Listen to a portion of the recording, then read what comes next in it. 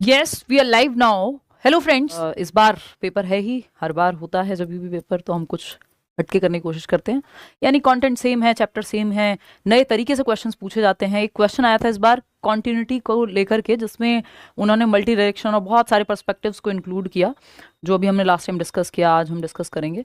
अच्छा, ये सेशन जो है ये करियर विल ऐप पे भी लाइव है। ये फर्स्ट क्लास है सीटेट के बैच की, पेडागोजी के बैच की, जिसमें पेडागोजी कहना शायद गलत होगा, सीटेट के बैच में। और पेडागोजी स्पेशल आज से हम शुरू कर रहे हैं, तो डेवलपमेंट हम जनरली फर्स्ट टॉपिक रखते हैं हर जगह। डेवलपमेंट यानी विकास की प्रक्रिया आपको पढ़नी ही है, चाहे आप सीटेट में जाएं, चाहे आपको कोई भी टीचिंग का एग्जाम देना हो जहां पेडागोजी पूछी जाती है।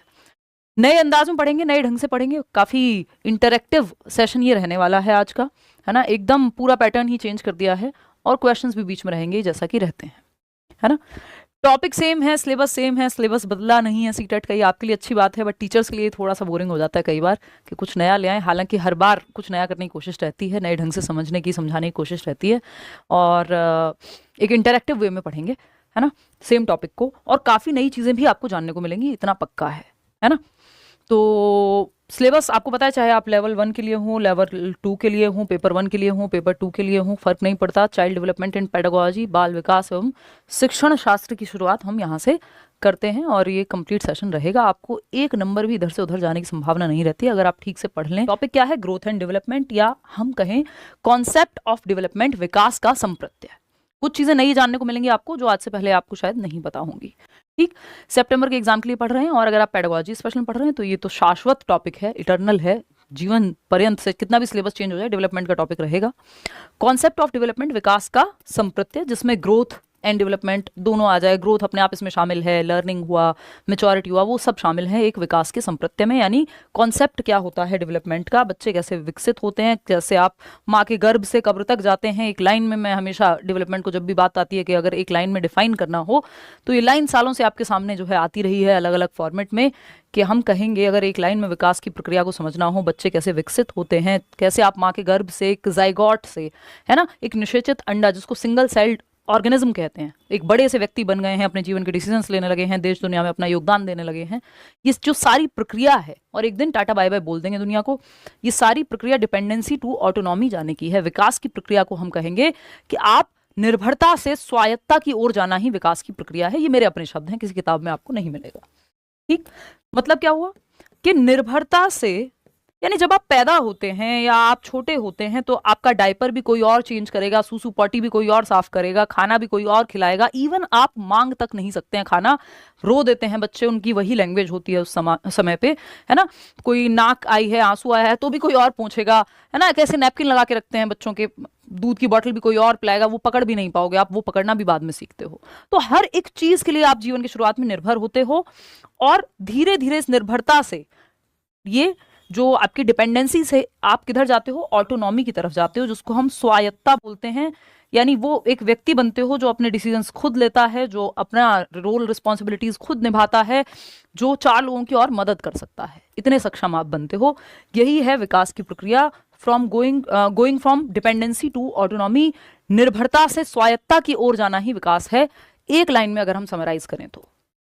अब अलग अलग स्टेज में अलग अलग चीजें आप गेन करते हो। ऐसा तो होता नहीं है कि आज पैदा हुए 5 दिन में पूरा मटेरियल तैयार है, लो जी नोट्स की तरह पढ़ लिया, बच्चे के अंदर सब कुछ कोड हो गया है, हो गया, नहीं। वो समय लगेगा। आप धीमे धीमे धीमे धीमे ग्रेजुअली बदलते हो। जैसे आप 5 वर्ष की उम्र में होते हो वैसे आप 15 में नहीं होते, जैसे आप 15 में होते हो वैसे आप 25 में नहीं होते, और जैसे आप 25 में होते हो वैसे आप 35 या 45 में नहीं होते। अगर हो तो इसका मतलब विकास की प्रक्रिया आप में रुक गई है, आप एक रोबोट की तरह पॉज हो गए हो।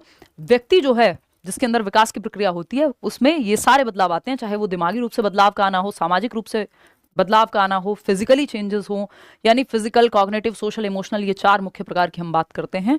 तो सभी प्रकार के बदलाव आप में आते हैं। आप स्कूल जाते हैं, एक टाइम पे आप प्ले वे जाते हैं, फिर आप अलग अलग रोल रिस्पॉन्सिबिलिटीज, नौकरी की तैयारी करते हैं, जैसे कि आप लोग कर ही रहे हैं। तो ये जो विकास की प्रक्रिया है जो चल रही है अनंत काल के लिए, अनंत काल बोले तो वूम्ब टू टूम्ब, गर्भ से कब्र तक। यानी वो अभिमन्यु की शिक्षा जो है आपने सुनी होगी कि कैसे गर्भ से ही उन्होंने सीखना शुरू कर दिया था। अच्छा, आज का जो ये टॉपिक है 4 से 5 नंबर का टॉपिक है डेवलपमेंट, जिसमें 3 सब टॉपिक्स शामिल होते हैं।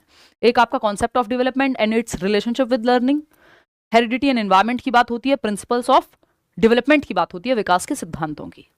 बात सही है। तो ये 4 से 5 नंबर में मिनिमम है। सीटेट में तो फिक्स ही है, बाकी एग्जाम्स में भी अगर मान लो डीट प्लस भी है तो 100 नंबर का अगर पेपर है तो ये 5 का वहाँ भी आ जाएगा। तो इंपॉर्टेंट टॉपिक है हर एक एग्जाम के लिए। अभी हम सीटेट को टारगेट कर रहे हैं और समझ रहे हैं कि चीज़ें क्या हैं। तो विकास क्या है इसको बहुत ढंग से समझेंगे, जिससे आप क्वेश्चन देखिए, कई बार ना पेडागोजी में जैसे इस बार क्वेश्चन आया, मैं आपको भी दिखाती हूँ, उसको देख के कई लोगों को कंफ्यूजन हो सकती है। मैंने भी आंसर की में जवाब जो है कुछ और बताया, ऑफिशियल आंसर की में कुछ और आया। अब कोई चाहे तो ये कह सकता है कि नहीं यार पेडागोजी है, इन्होंने गलत दे दिया, बट उसके पीछे एक पूरा कॉन्टेक्स्ट है जिसको हम डिस्कस करेंगे। ऐसा रेयर ही होता है कि जो आंसर की में मैं आंसर बता दूं, फाइनल आंसर की में वो ना हो, जबकि इतना सब्जेक्टिव सब्जेक्ट है हमारा कि ये मैथ्स नहीं है, 2+2 4 नहीं होता। यहाँ डिपेंड करता है एग्जामिनर ने किस पर्सपेक्टिव से पेपर बनाया है ना। तो वो अपने आप में फिर ऐसा हो जाता है कि अच्छा ये अलग आया है तो यार एक बार चेक करेंगे इसको, ठीक है ना। तो उस पर बात करेंगे, ग्रोथ क्या है ये इस पे बात करेंगे। पहले तो विकास के बारे में आज बहुत सारी बातचीत होगी, इन सब पे तो बाद में जाएंगे, है ना। मुझे लगता है आज हम पहले विकास की प्रक्रिया को ही समझ लें, वो अपने आप में बड़ी बात होगी, बाकी चीजों पे बाद में जाएंगे, है ना। समझते हैं, एक डेफिनेशन से समझेंगे। ये पिछली बार भी हमने डिस्कस किया था, इंपॉर्टेंट सी डेफिनेशन है, उससे आसानी से समझ में आ जाता है। फिर एक एक करके जो है बहुत डिटेल में हम जाएंगे, जितनी ज़रूरी डिटेल है। ये दूसरी डेफिनेशन है, इन दोनों डेफिनेशंस को समझेंगे। फिर ये जो पूरा कहानी है जो इससे ही चलती है पॉप से, उसको समझेंगे। एक इंपॉर्टेंट चीज, ये जो पूरी प्रोसेस है, इन 5 स्टेप्स को एक डेवलपमेंट इज कॉन्टिन्यूअस में कैसे मान लिया इस बार के पेपर में, उस पर बात करेंगे, है ना। लाइफ स्पैन पर्सपेक्टिव बोलते हैं उसको, LSP बोलते हैं, ठीक है। तो उससे ये सवाल आया इस बार के सीटेट में, जब आप देखेंगे असर्शन रीजन का, और इसका जवाब जो है इन्होंने कुछ अलग सा दिया, अटपटा सा दिया। तो बीच बीच में सवाल भी करेंगे, सिर्फ ऐसा नहीं है कि कॉन्सेप्ट के साथ साथ, क्योंकि कॉन्सेप्ट आपको कितना समझ आया ये सवालों से ही पता लगता है ना। तो एक एक करके शुरू करते हैं कहानी को। विकास की प्रक्रिया बहुत ही अमेजिंग सा टॉपिक है, पढ़ा भी हुआ हो अगर आपने कभी तो दोबारा पढ़ लीजिएगा, चीजें आपको नई जानने को मिलेंगी, या कंसोलिडेट होगी जो आपकी तैयारी है वो और मजबूत बनेगी। बात सही है। तो 2 राइटर्स का हम यहाँ पे रेफरेंस लेंगे। जनरली डेफिनेशन पेपर में एज इट इज नहीं आती हैं, सीटेट में तो कतई ही नहीं आती हैं। किसी भी एग्जाम में definitions as it is avoid होती हैं, और अगर आती भी हैं तो वो आप याद नहीं कर सकते, क्योंकि 1000 डेफिनेशन है यदि मान लो, और आप 1000 भी याद कर लें, ये संभव नहीं है वैसे तो। लेकिन उन 1000 के बाहर जो 2000 थी उसमें से आ जाए कोई, तो डेफिनेशंस याद नहीं करनी होती, डेफिनेशंस समझने के काम आती हैं। तो ये एक एलिजाबेथ हरलॉक, बहुत फेमस किताब आती है इनकी, जो लोग चाइल्ड डेवलपमेंट के स्टूडेंट्स हैं, जो लोग चाइल्ड डेवलपमेंट को पढ़ते हैं समझते हैं, ये हमारी जो है बुक शेल्फ में यहाँ रखी भी हुई है। मुझे अचानक से याद आ गया, ये एलिजाबेथ हरलॉक की एक किताब है चाइल्ड डेवलपमेंट की, बहुत पुरानी किताब है, बहुत अच्छी किताब है। आपको ये सब नहीं पढ़ना है, क्योंकि उतना डिटेल में जाने की आपको आवश्यकता नहीं है, उतना नंबर का जो है पेपर में आता नहीं है, वो सब हम पढ़ लेंगे। और आपको ये इसीलिए आप बैच लेते हैं ताकि समय बच पाए, ये सारे काम हम खुद कर लें टीचर्स, अगर अच्छा टीचर है कोई तो, है ना। बाकी लोग देख के कर लें लेट्स लर्न से। तो development is a progressive series, तो ये एलिजाबेथ हरलॉक का कथन है कि development is a progressive series, यानी बेहतरी के लिए होने वाले, विकास एक क्रमबद्ध और बेहतरी के लिए होने वाले चेंजेस हैं।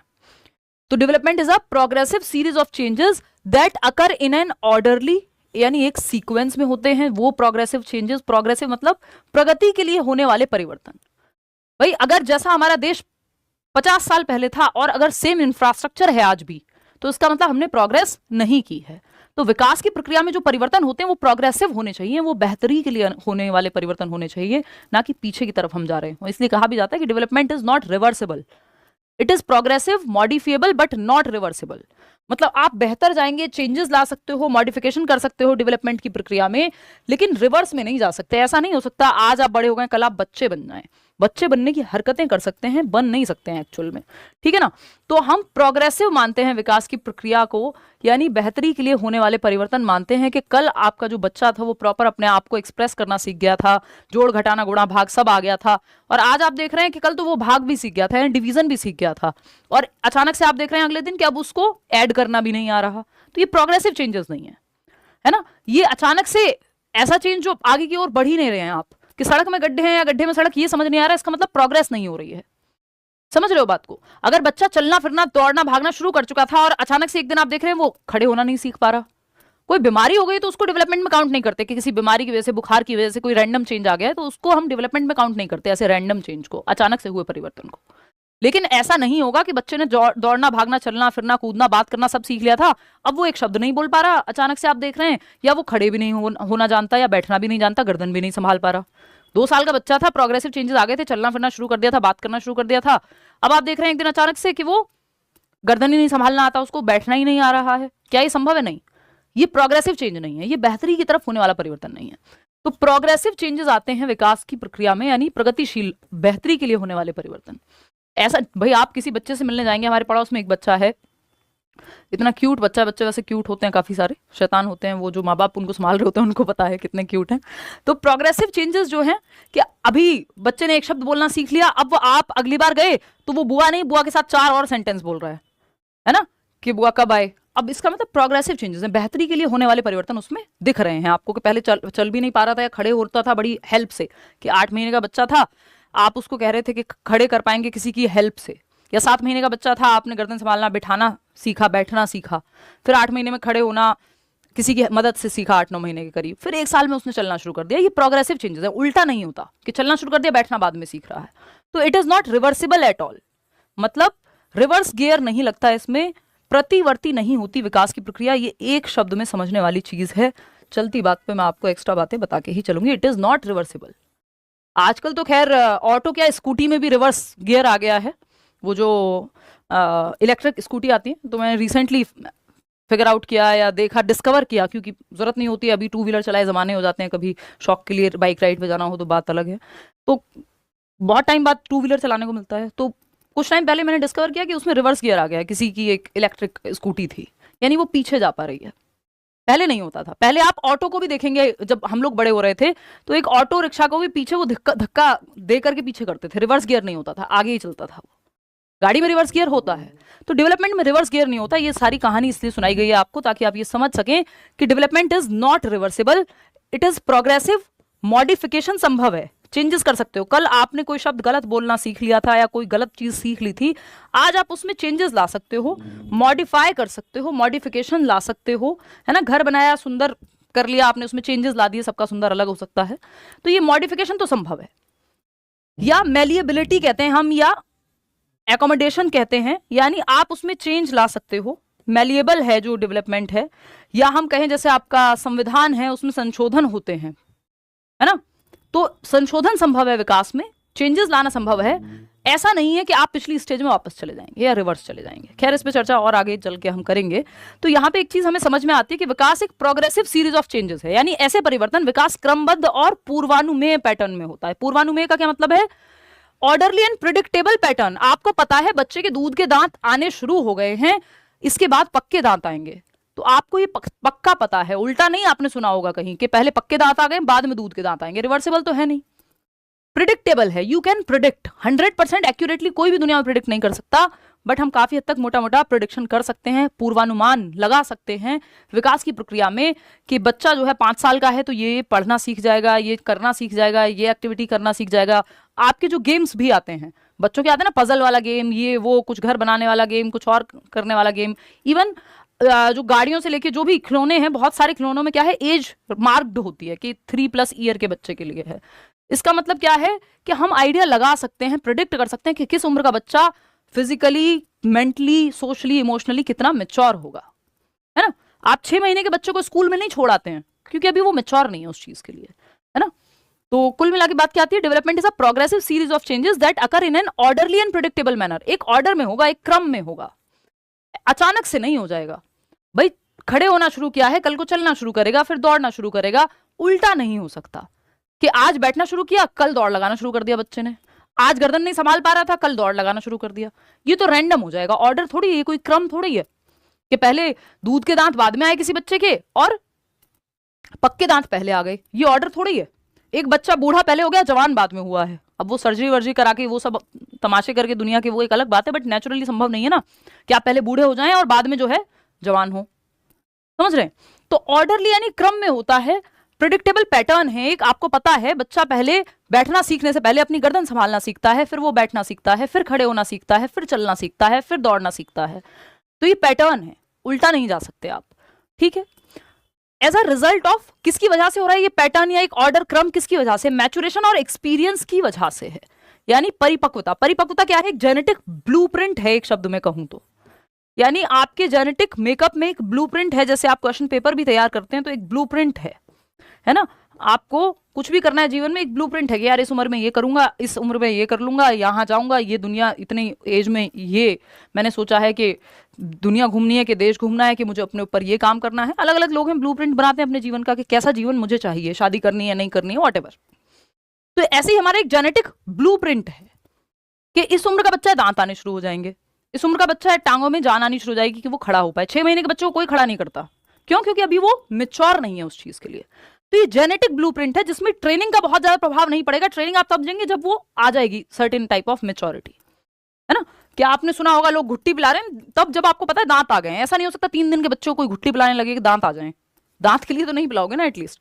तो मैच्योरेशन एंड एक्सपीरियंस, यानी as a result of maturation and experience, यानी परिपक्वता और अनुभव के आधार पे आने वाले जो प्रिडिक्टेबल ऑर्डरली यानी क्रम में आने वाले और पूर्वानुमानित जो परिवर्तन है और बेहतरी के लिए होने वाले परिवर्तन हैं, पॉप बोलते हैं इसको हम, प्रोग्रेसिव ऑर्डरली सीक्वेंशियल, या फिर हम कहते हैं प्रिडिक्टेबल चेंजेस। ऑर्डरली को ही सीक्वेंशियल कह देते हैं, ठीक है ना, कि एक सीक्वेंस में होता है जो विकास है।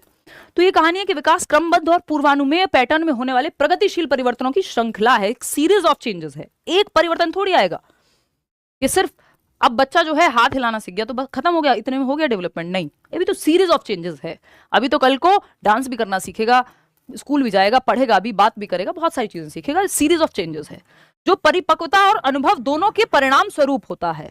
यानी बच्चे में जब मेच्योरिटी आएगी, मेच्योरिटी क्या है? जेनेटिक मेकअप से आ रही है कि आपके दांत अपने आप निकल रहे हैं, आप थोड़ी खुद से निकाल रहे हो खींच के, है ना। बच्चे बड़े हो रहे हैं तो प्यूबर्टी में लड़कों की आवाज में परिवर्तन आ रहा है, लड़कियों में मेंस्ट्रुअल साइकिल का शुरू होना, ये सब क्या है? प्रिडिक्टेबल है। किसकी वजह से? मेच्योरिटी की वजह से, कि एक जेनेटिक कोडिंग है, एक जेनेटिक ब्लूप्रिंट है कि इस उम्र में ये होगा, इस उम्र में ये होगा, इस उम्र में ये होगा, इस उम्र में बच्चा ग्रुप में खेलने लगेगा, क्योंकि एक जेनेटिक ब्लूप्रिंट है, मेच्योरिटी है, ठीक है, जिसपे ये हेरिडिटरी होती है, यानी हमारी हेरिडिटी से ज्यादातर जुड़ी हुई होती है, जो हाईली रिलेटेड टू हेरिडिटी हम कहते हैं मेच्योरिटी को, ठीक है। आएंगे खैर, इसको और अच्छे से आप समझेंगे। अभी ये एक परिभाषा है, एक डेफिनेशन है, जिसको मैंने एनालाइज कर दिया है पूरा कि आप डेवलपमेंट की प्रोसेस को समझ सकें इस एक डेफिनेशन के माध्यम से, ठीक है। तो development is a progressive series of changes that occur in an orderly, एक ऑर्डर में होगा, प्रोग्रेसिव बेहतरी के लिए होने वाले परिवर्तन है, एंड प्रिडिक्टेबल पैटर्न में होने वाले परिवर्तन है। बात सही है। एक और डेफिनेशन उठा ले ये हमने हरलॉक की सुनी अभी बात, एक बहुत ही बेहतरीन राइटर हैं लॉरा ई बर्क, इनकी भी किताब जो है यहीं रखी होगी, बट आप देख के अब क्या करेंगे। तो ई बर्क की भी एक अच्छी सी डेफिनेशन है। इन दोनों की डेफिनेशन से पूरा डेवलपमेंट अपने आप में कंप्लीट समझ में आ जाता है, इसलिए इन दोनों की डेफिनेशन में यूज करती हूँ, नहीं तो सैकड़ों डेफिनेशन हैं, ठीक है ना। तो अगर हम देखें यहाँ पे, तो इन्होंने क्योंकि चाइल्ड डेवलपमेंट पे अच्छा खासा काम किया दोनों ने ही। Child development is a field of study devoted to understanding all aspect, सभी पहलू of human growth from conception through adolescence. भाई चाइल्ड डेवलपमेंट और ह्यूमन डेवलपमेंट में मुख्य अंतर क्या है? ह्यूमन डेवलपमेंट पूरे गर्भ से और जब तक आपका जीवन खत्म नहीं हो जा रहा तब तक स्टडी करता है, इसलिए मानव विकास कहते हैं, ह्यूमन डेवलपमेंट कहते हैं। चाइल्ड डेवलपमेंट जब तक आप चाइल्ड हैं, चाइल्ड कब तक हैं आप? 18 साल की उम्र तक, जब तक आप एक अडल्ट नहीं बन जाते, है ना। तो अगर हम देखें तो यहाँ पे हम कहेंगे कि चाइल्ड डेवलपमेंट एडोलेसेंस तक, ये स्टेजेस ऑफ डेवलपमेंट हम बाद में पढ़ेंगे। एडोलेसेंस किशोर अवस्था, टीनेज जिसको कहते हैं, 12 से 18 का पीरियड। तो चाइल्ड डेवलपमेंट, क्योंकि चाइल्ड डेवलपमेंट की हम बात कर रहे हैं, अगर ये ह्यूमन डेवलपमेंट की बात कर रहे हो तो ये सब जो हम पढ़ते हैं जितना भी, ये चाइल्ड डेवलपमेंट का पार्ट है, क्योंकि आपको अडल्टहुड से पड़ी नहीं है कुछ, ओल्ड एज से पड़ी नहीं है आपको कुछ। आप टीचर्स हैं, स्कूल में बच्चा कितनी भी उम्र का होगा तो कितनी उम्र का होगा? मैक्स 16 से 18 तक ही होगा, 12th करके वो निकल जाएगा आपके स्कूल से। फिर वो कॉलेज वालों की टेंशन है, आपको नहीं पढ़ना है, वो नेट वेट में पढ़ना है, ठीक। तो आपका तो सारा गेम ही है गर्भ से एडोलेसेंस तक की कहानी का, ठीक है। All aspects of human growth and conception through adolescence, from conception through adolescence. Conception क्या है? गर्भाधान, जब से आप गर्भ में माँ के हैं और जब तक आप एडोलेसेंट यानी एक टीनेजर बन रहे हैं, जब तक मैक्सिमम आपका हाइट का, दिमाग का विकास हो जाएगा, तो आप एक चाइल्ड डेवलपमेंट वाले एक ब्रैकेट में आते हैं। उसके बाद तो फिर ह्यूमन डेवलपमेंट की कहानी है। तो बाल विकास वह अध्ययन का क्षेत्र है जो गर्भाधान से किशोर अवस्था तक मानव विकास के सभी पहलुओं को समझने में समर्पित है। मानव विकास के सभी पहलू कौन से हैं? वो पहलू चाहे आपका शरीर हो यानी फिजिकल डेवलपमेंट हो, मेंटल डेवलपमेंट हो, कॉग्निटिव बोलते हैं जिसको, सोशल हो या इमोशनल हो। अगर इनको 3 में बांटना हो तो आपकी एनसीईआरटी कहती है सिंपल, बायोलॉजिकल, कॉग्निटिव और सोशियो इमोशनल, खत्म। 3 मुख्य प्रकार हो गए आपके विकास के। तो इतनी बात हमें क्लियरली समझ में आती है, कोई दिक्कत नहीं इस बात को समझने में। आगे बढ़ते हैं।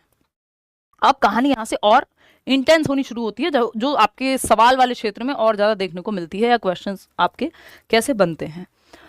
हम डेवलपमेंट को अगर समझें तो इस टैगलाइन से बहुत अच्छे से समझ सकते हैं कि पॉप यानी प्रोग्रेसिव, ऑर्डरली और प्रिडिक्टेबल चेंजेस, जो अभी हमें हरलॉक की डेफिनेशन में भी हमने पढ़े थे कि विकास एक क्रमिक, व्यवस्थित और पूर्वानुमेय परिवर्तन की श्रृंखला है, यानी सीरीज ऑफ ऑर्डरली चेंजेस, क्या है, प्रोग्रेसिव चेंजेस और पूर्वानुमान यानी प्रिडिक्टेबल चेंजेस। आप आइडिया लगा सकते हैं इस उम्र का बच्चा ये हरकतें करेगा, ये किताबें, ये सिलेबस भी आपका उम्र के हिसाब से डिजाइन होता है, क्योंकि आप प्रिडिक्ट कर सकते हैं, इतनी सारी स्टडीज हो चुकी हैं कि किस उम्र के बच्चा, कितनी थिंकिंग लेवल उसका क्या होगा, उसका किस सीक्वेंस में, वो अगर दूध के दांत आ गए हैं तो पक्के दांत कब आएंगे, कौन सी वैक्सीन कब लगनी है, ये सब भी कैसे डिसाइड हो रहा है, क्योंकि विकास एक progressive, orderly and predictable changes है, बेहतरी के लिए होने वाले परिवर्तन आते हैं, है ना। जैसे आपने बच्चों को सुना होगा, अगर माएँ, क्योंकि कई बार हम हैबिट्स ऐसी सीख लेते हैं कि बचपन में जैसे मेरी मामी जी हैं तो मैं उनके पास बड़ी हुई हूँ, मम्मी बोलती हूँ उनको, तो बचपन में उन्होंने कहा कि बचपन में कभी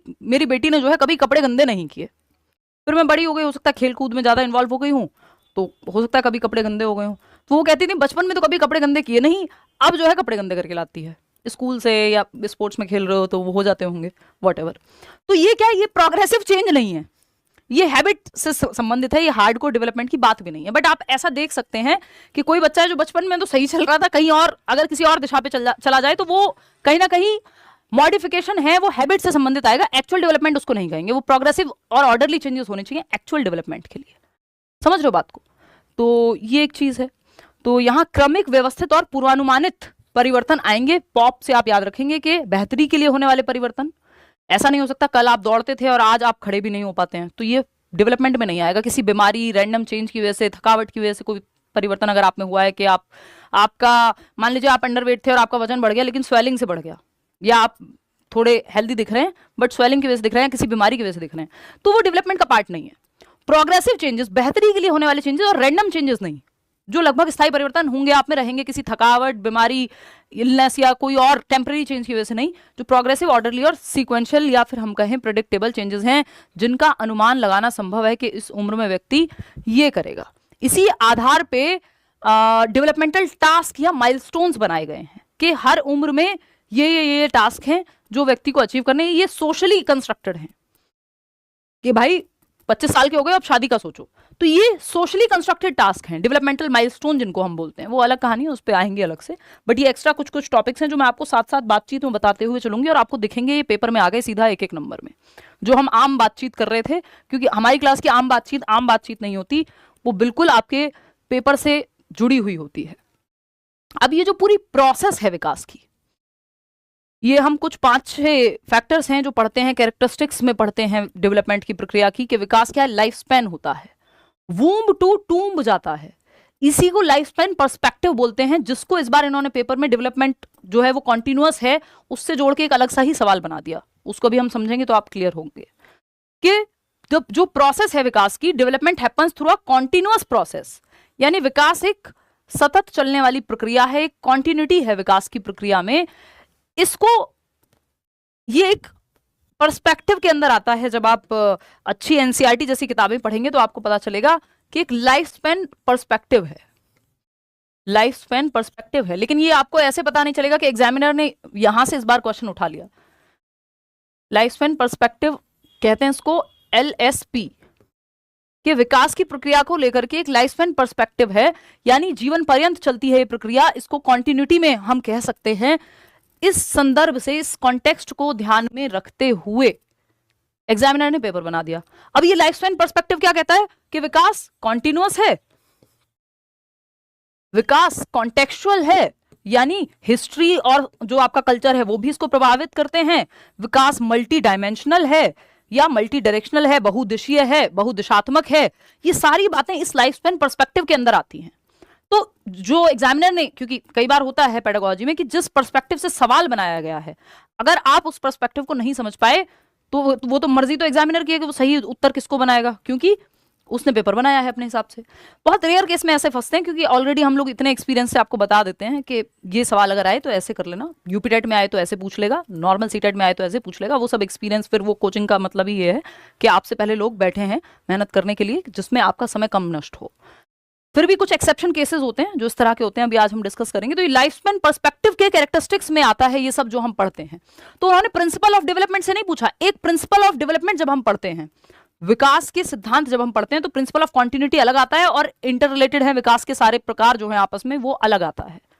जबकि ये जो लाइफ स्पैन पर्सपेक्टिव है इसमें दोनों चीजें एक साथ आती हैं कि विकास कॉन्टिन्यूअस भी है, कॉन्टेक्स्ट में भी है, मल्टी डायरेक्शनल भी है, और ये बात जो मैं आपको कह रही थी कि विकास इंटर रिलेटेड है, यानी इंटरवोवन जिसको हम कहते हैं, इंटरवोवन है विकास के सभी प्रकार, यानी अंतः संबंधित हैं। विकास के प्रकार कौन से हैं? वो बायोलॉजिकल जिसको हम फिजिकल डेवलपमेंट कहते हैं, कॉग्निटिव जिसको संज्ञानात्मक मानसिक विकास कहते हैं, सोशल डेवलपमेंट समाज में कैसे रहेगा बच्चा, ये टाइप्स अलग से पढ़ेंगे एक सेशन में, डोंट वरी। ये जो सारे प्रकार हैं ये इंटरवोवन है, इंटर रिलेटेड हैं, और विकास कॉन्टिन्यूअस है, वूम्ब टू टूम्ब, गर्भ से कब्र तक चलता है। तो एक तो है ये प्रिंसिपल में पढ़ते हैं हम, सेम टॉपिक सेम बात, प्रिंसिपल ऑफ कॉन्टिन्यूटी में। एक यहां पे पढ़ते हैं हम कि लाइफ स्पैन पर्सपेक्टिव में आपके ये 5-6 पॉइंट हैं जो आपके एनसीईआरटी में साफ साफ लिखे हुए हैं, ऐसा नहीं कहीं दुनिया के अलग कोने पे हैं। तो वो उनकी मर्जी है कि उन्होंने किस संदर्भ में सवाल बनाया है ना। आएंगे इस पे, अभी समझेंगे कि ये मैं क्यों कह रही हूँ। जब आप क्वेश्चन देखेंगे तो आपको बेहतर तरीके से समझ में आएगा। लेकिन अभी आपको ये समझ लेना है कि लाइफ स्पैन पर्सपेक्टिव, एलएसपी बोलते हैं इसको। लाइफ स्पैन पर्सपेक्टिव क्या है कि विकास को एक लाइफ स्पैन के रूप में देखते हैं। ये ऐसे नहीं देखते कि इतनी स्टेज से इतनी स्टेज में खत्म हो जाएगा, डिसकॉन्टिन्यूअस नहीं मानते, है ना। तो इसमें 3-4-5 चीजें आती हैं। कॉन्टिन्यूअस है, कॉन्टेक्स्ट यानी संदर्भ, सोसाइटी हिस्ट्री प्रभावित करती है, कल्चर प्रभावित करता है विकास को, मल्टी डायमेंशनल मल्टी डायरेक्शनल कई दिशाओं में होता है, कई प्रकार से होता है, इंटरवोवन है, ये सब आपस में जुड़े हुए हैं।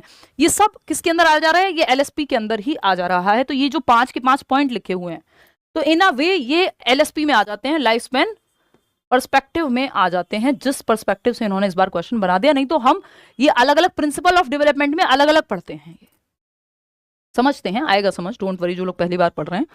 लाइफ स्पैन यानी ये कुछ कैरेक्टरिस्टिक्स हैं जो विकास की प्रक्रिया को समझने के लिए कि ये कॉन्टिन्यूअस होती है थ्रू अ कॉन्टिन्यूअस प्रोसेस, यानी एक सतत चलने वाली प्रक्रिया है जो वूम्ब टू टूम्ब चलती है, गर्भ से कब्र तक चलती है। इसमें ये 5 पॉइंट शामिल हैं जो हम पढ़ रहे हैं, ये लाइफ स्पैन पर्सपेक्टिव में ही शामिल है। Life span womb to tomb, जीवन काल, गर्भ से मृत्यु तक विकास की प्रक्रिया चलती है। तो ये कॉन्टिन्यूटी के अंदर ही आता है, क्योंकि ये लाइफ स्पैन पर्सपेक्टिव जो है विकास का, ये अपने आप में ये मान के चलता है कि विकास कॉन्टिन्यूअस है, through out the life span होगा। लाइफ स्पैन मतलब एक व्यक्ति के जीवन काल में, जब से वो जीवित है, जब तक वो जीवित रहेगा, चाहे वो गर्भ में ही क्यों ना हो। तो ये पूरे जीवन को स्टडी करते हैं लाइफ स्पैन थियोरी वाले, जिसमें एरिक्सन भी अपनी बात करते हैं, उस पर अलग से बात करेंगे। तो लाइफ स्पैन क्या है? Womb to tomb.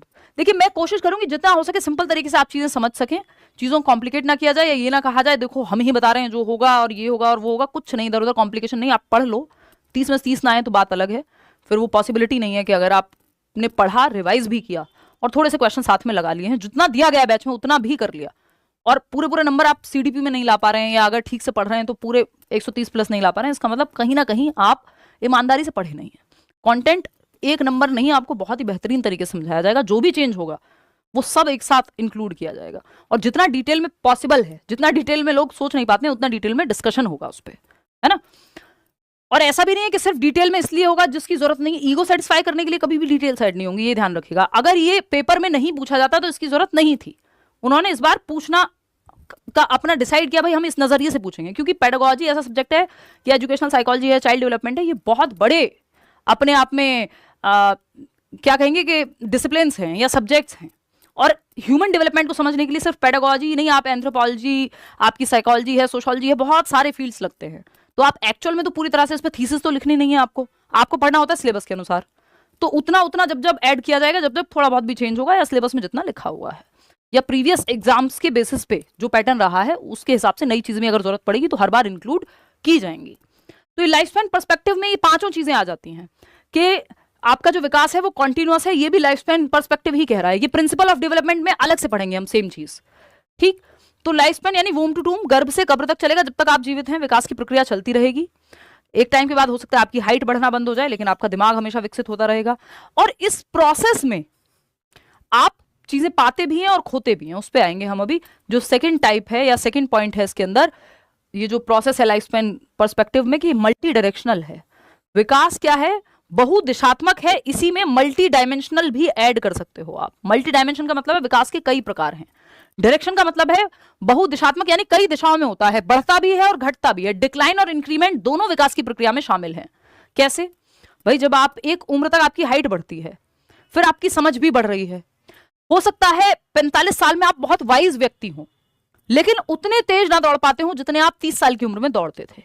तो एक टाइप में या एक पहलू में आपके अंदर एडवांसमेंट आ रही है, आपके अंदर स्ट्रेंथ आ रही है, और दूसरे पहलू में डिक्लाइन भी है कि आपकी बुढ़ापे के साथ, जैसे जैसे आप बुढ़ापे की तरफ बढ़ते हो, आपकी मेमोरी, कॉग्निटिव स्किल्स थोड़ी डाउन होती हैं, लेकिन आपकी जो विजडम है, आपकी जो समझ है, आपका जो एक्सपीरियंस है, वो ग्रो हो रहा है। तो मल्टी डायरेक्शनल में ये मल्टीपल दिशाओं में काम करता है। कई जगह पे इंक्रीमेंट है, कई जगह पे डिक्रीमेंट भी होगा या डिक्रीज भी होगा, है ना? कि जैसे हाइट बढ़ रही है आपकी, तो आप साथ साथ आप सोशली भी अपनी समझ को गैदर कर रहे हैं। हो सकता है जिस टाइम आपकी जो पीक ऑफ हेल्थ है, आपका फिजिकल हेल्थ, लेकिन आप अपने संज्ञानात्मक क्षमताओं को और मजबूत कर रहे हो उसी दौरान। तो आपका बुढ़ापे में जैसे आपकी हाइट नहीं बढ़ेगी, लेकिन आप ज्यादा मेंटली हो सकता है ज्यादा समझदार हो, बुढ़ापा एज इन एज के साथ। और कई बार ऐसा हो सकता है कि आप में फिजिकल स्ट्रेंथ हो शुरुआत में, लेकिन अभी बाकी पहलुओं में आप में, क्योंकि मल्टी डायमेंशनल भी है, तो डायरेक्शनल मतलब आगे भी जाएगा, डिक्लाइन भी होगा। डायमेंशन मतलब कई प्रकार हैं और इंटर रिलेटेड हैं सबके सब, physical, cognitive, social, emotional.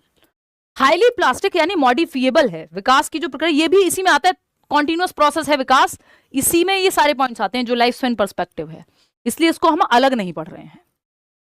Highly plastic या मॉडिफिएबल, या हम इसको मैलिएबल कहते हैं, यानी परिवर्तन ला सकते हैं। जैसे आप एक बर्तन की शेप चेंज कर सकते हैं, ऐसे ही विकास की प्रक्रिया में मॉडिफिकेशन संभव है। आप मॉडिफिकेशन कर सकते हैं, रिवर्स नहीं जा सकते, ध्यान रखिएगा। एक स्टेज में अगर आप आज जवान हैं तो कल बच्चे नहीं बन जाएंगे, हरकतें कर सकते हैं बच्चों वाली। आपके पक्के दांत आ गए तो कल दूध के दांत नहीं आएंगे, तो रिवर्स तो नहीं जाएंगे आप, लेकिन चेंजेस कर सकते हैं आप अपनी हैबिट्स में, अपनी नॉलेज में, अपने सोशल डेवलपमेंट में, वो सब आप चेंजेस ला सकते हैं, मॉडिफिकेशन कर सकते हैं, but you can not go back to that previous period in development. विकास की पहली स्टेज में आप वापस नहीं जा सकते हैं, मॉडिफिकेशन कर सकते हैं, चेंजेस कर सकते हैं। मैलिएबिलिटी या फिर हम इसको अमेंडेबिलिटी कहते हैं, संशोधन संभव है, प्रतिवर्तन संभव नहीं है, वापस से उस स्टेज में आप आ नहीं पाएंगे। Biological, cognitive and socio emotional, ये यानी ये सब इंटरवोवन है। विकास के जो प्रकार हैं, जिसमें 3 मुख्य प्रकार आपकी एनसीईआरटी कहती है। बायोलॉजिकल यानी फिजिकल चेंज, क्या आपकी हाइट बढ़ रही है, शेप साइज में परिवर्तन आ रहा है, शरीर में परिवर्तन। कॉग्निटिव यानी दिमाग में अंडरस्टैंड करना, चीजों को सोच पाना, तर्क करना, जो भी काम दिमाग से हो रहे हैं वो कॉग्निटिव। एंड सोशियो इमोशनल, मनुष्य एक सामाजिक प्राणी है, लोग चाहिए उसको, आपको दुनिया की सारी चीजें दे दें और लोग ही ना हो आपके आसपास, ना इंटरनेट हो देखने को।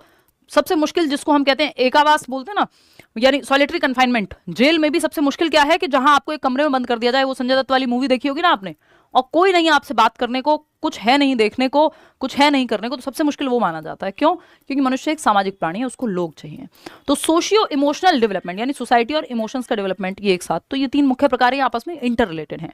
कि अगर शरीर ठीक से काम नहीं कर रहा होगा, दिमाग पर भी प्रभाव पड़ेगा, दिमाग ठीक से काम नहीं कर रहा होगा, आपके इमोशंस पे भी प्रभाव पड़ेगा। कि एक बच्चा, जिसमें हमने डिस्कस भी किया था, कि एक बच्चा अगर शारीरिक विकास ठीक से नहीं हो रहा है और उसको स्कूल में भी इमोशनली भी अलग थलग वो महसूस करता है उसकी वजह से, क्योंकि वो बाकी अपने पीयर्स के साथ उस तरह से फुटबॉल नहीं खेल पा रहा जिस तरह से बाकी लोग खेल रहे हैं। हालांकि इसमें टीचर को आना चाहिए और इंक्लूसिविटी को लाना चाहिए, इंक्लूसिव एजुकेशन को, बट एक विकास का प्रभाव दूसरे विकास के प्रभाव को कैसे प्रभावित करता है या एक दूसरे को प्रभावित करते हैं, ये बात हमें माननी होगी।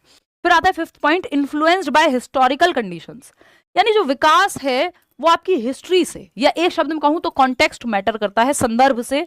यानी आप किस देश काल, किस समय, कहां बड़े हो रहे हैं, इस बात से आपकी विकास की प्रक्रिया प्रभावित होगी।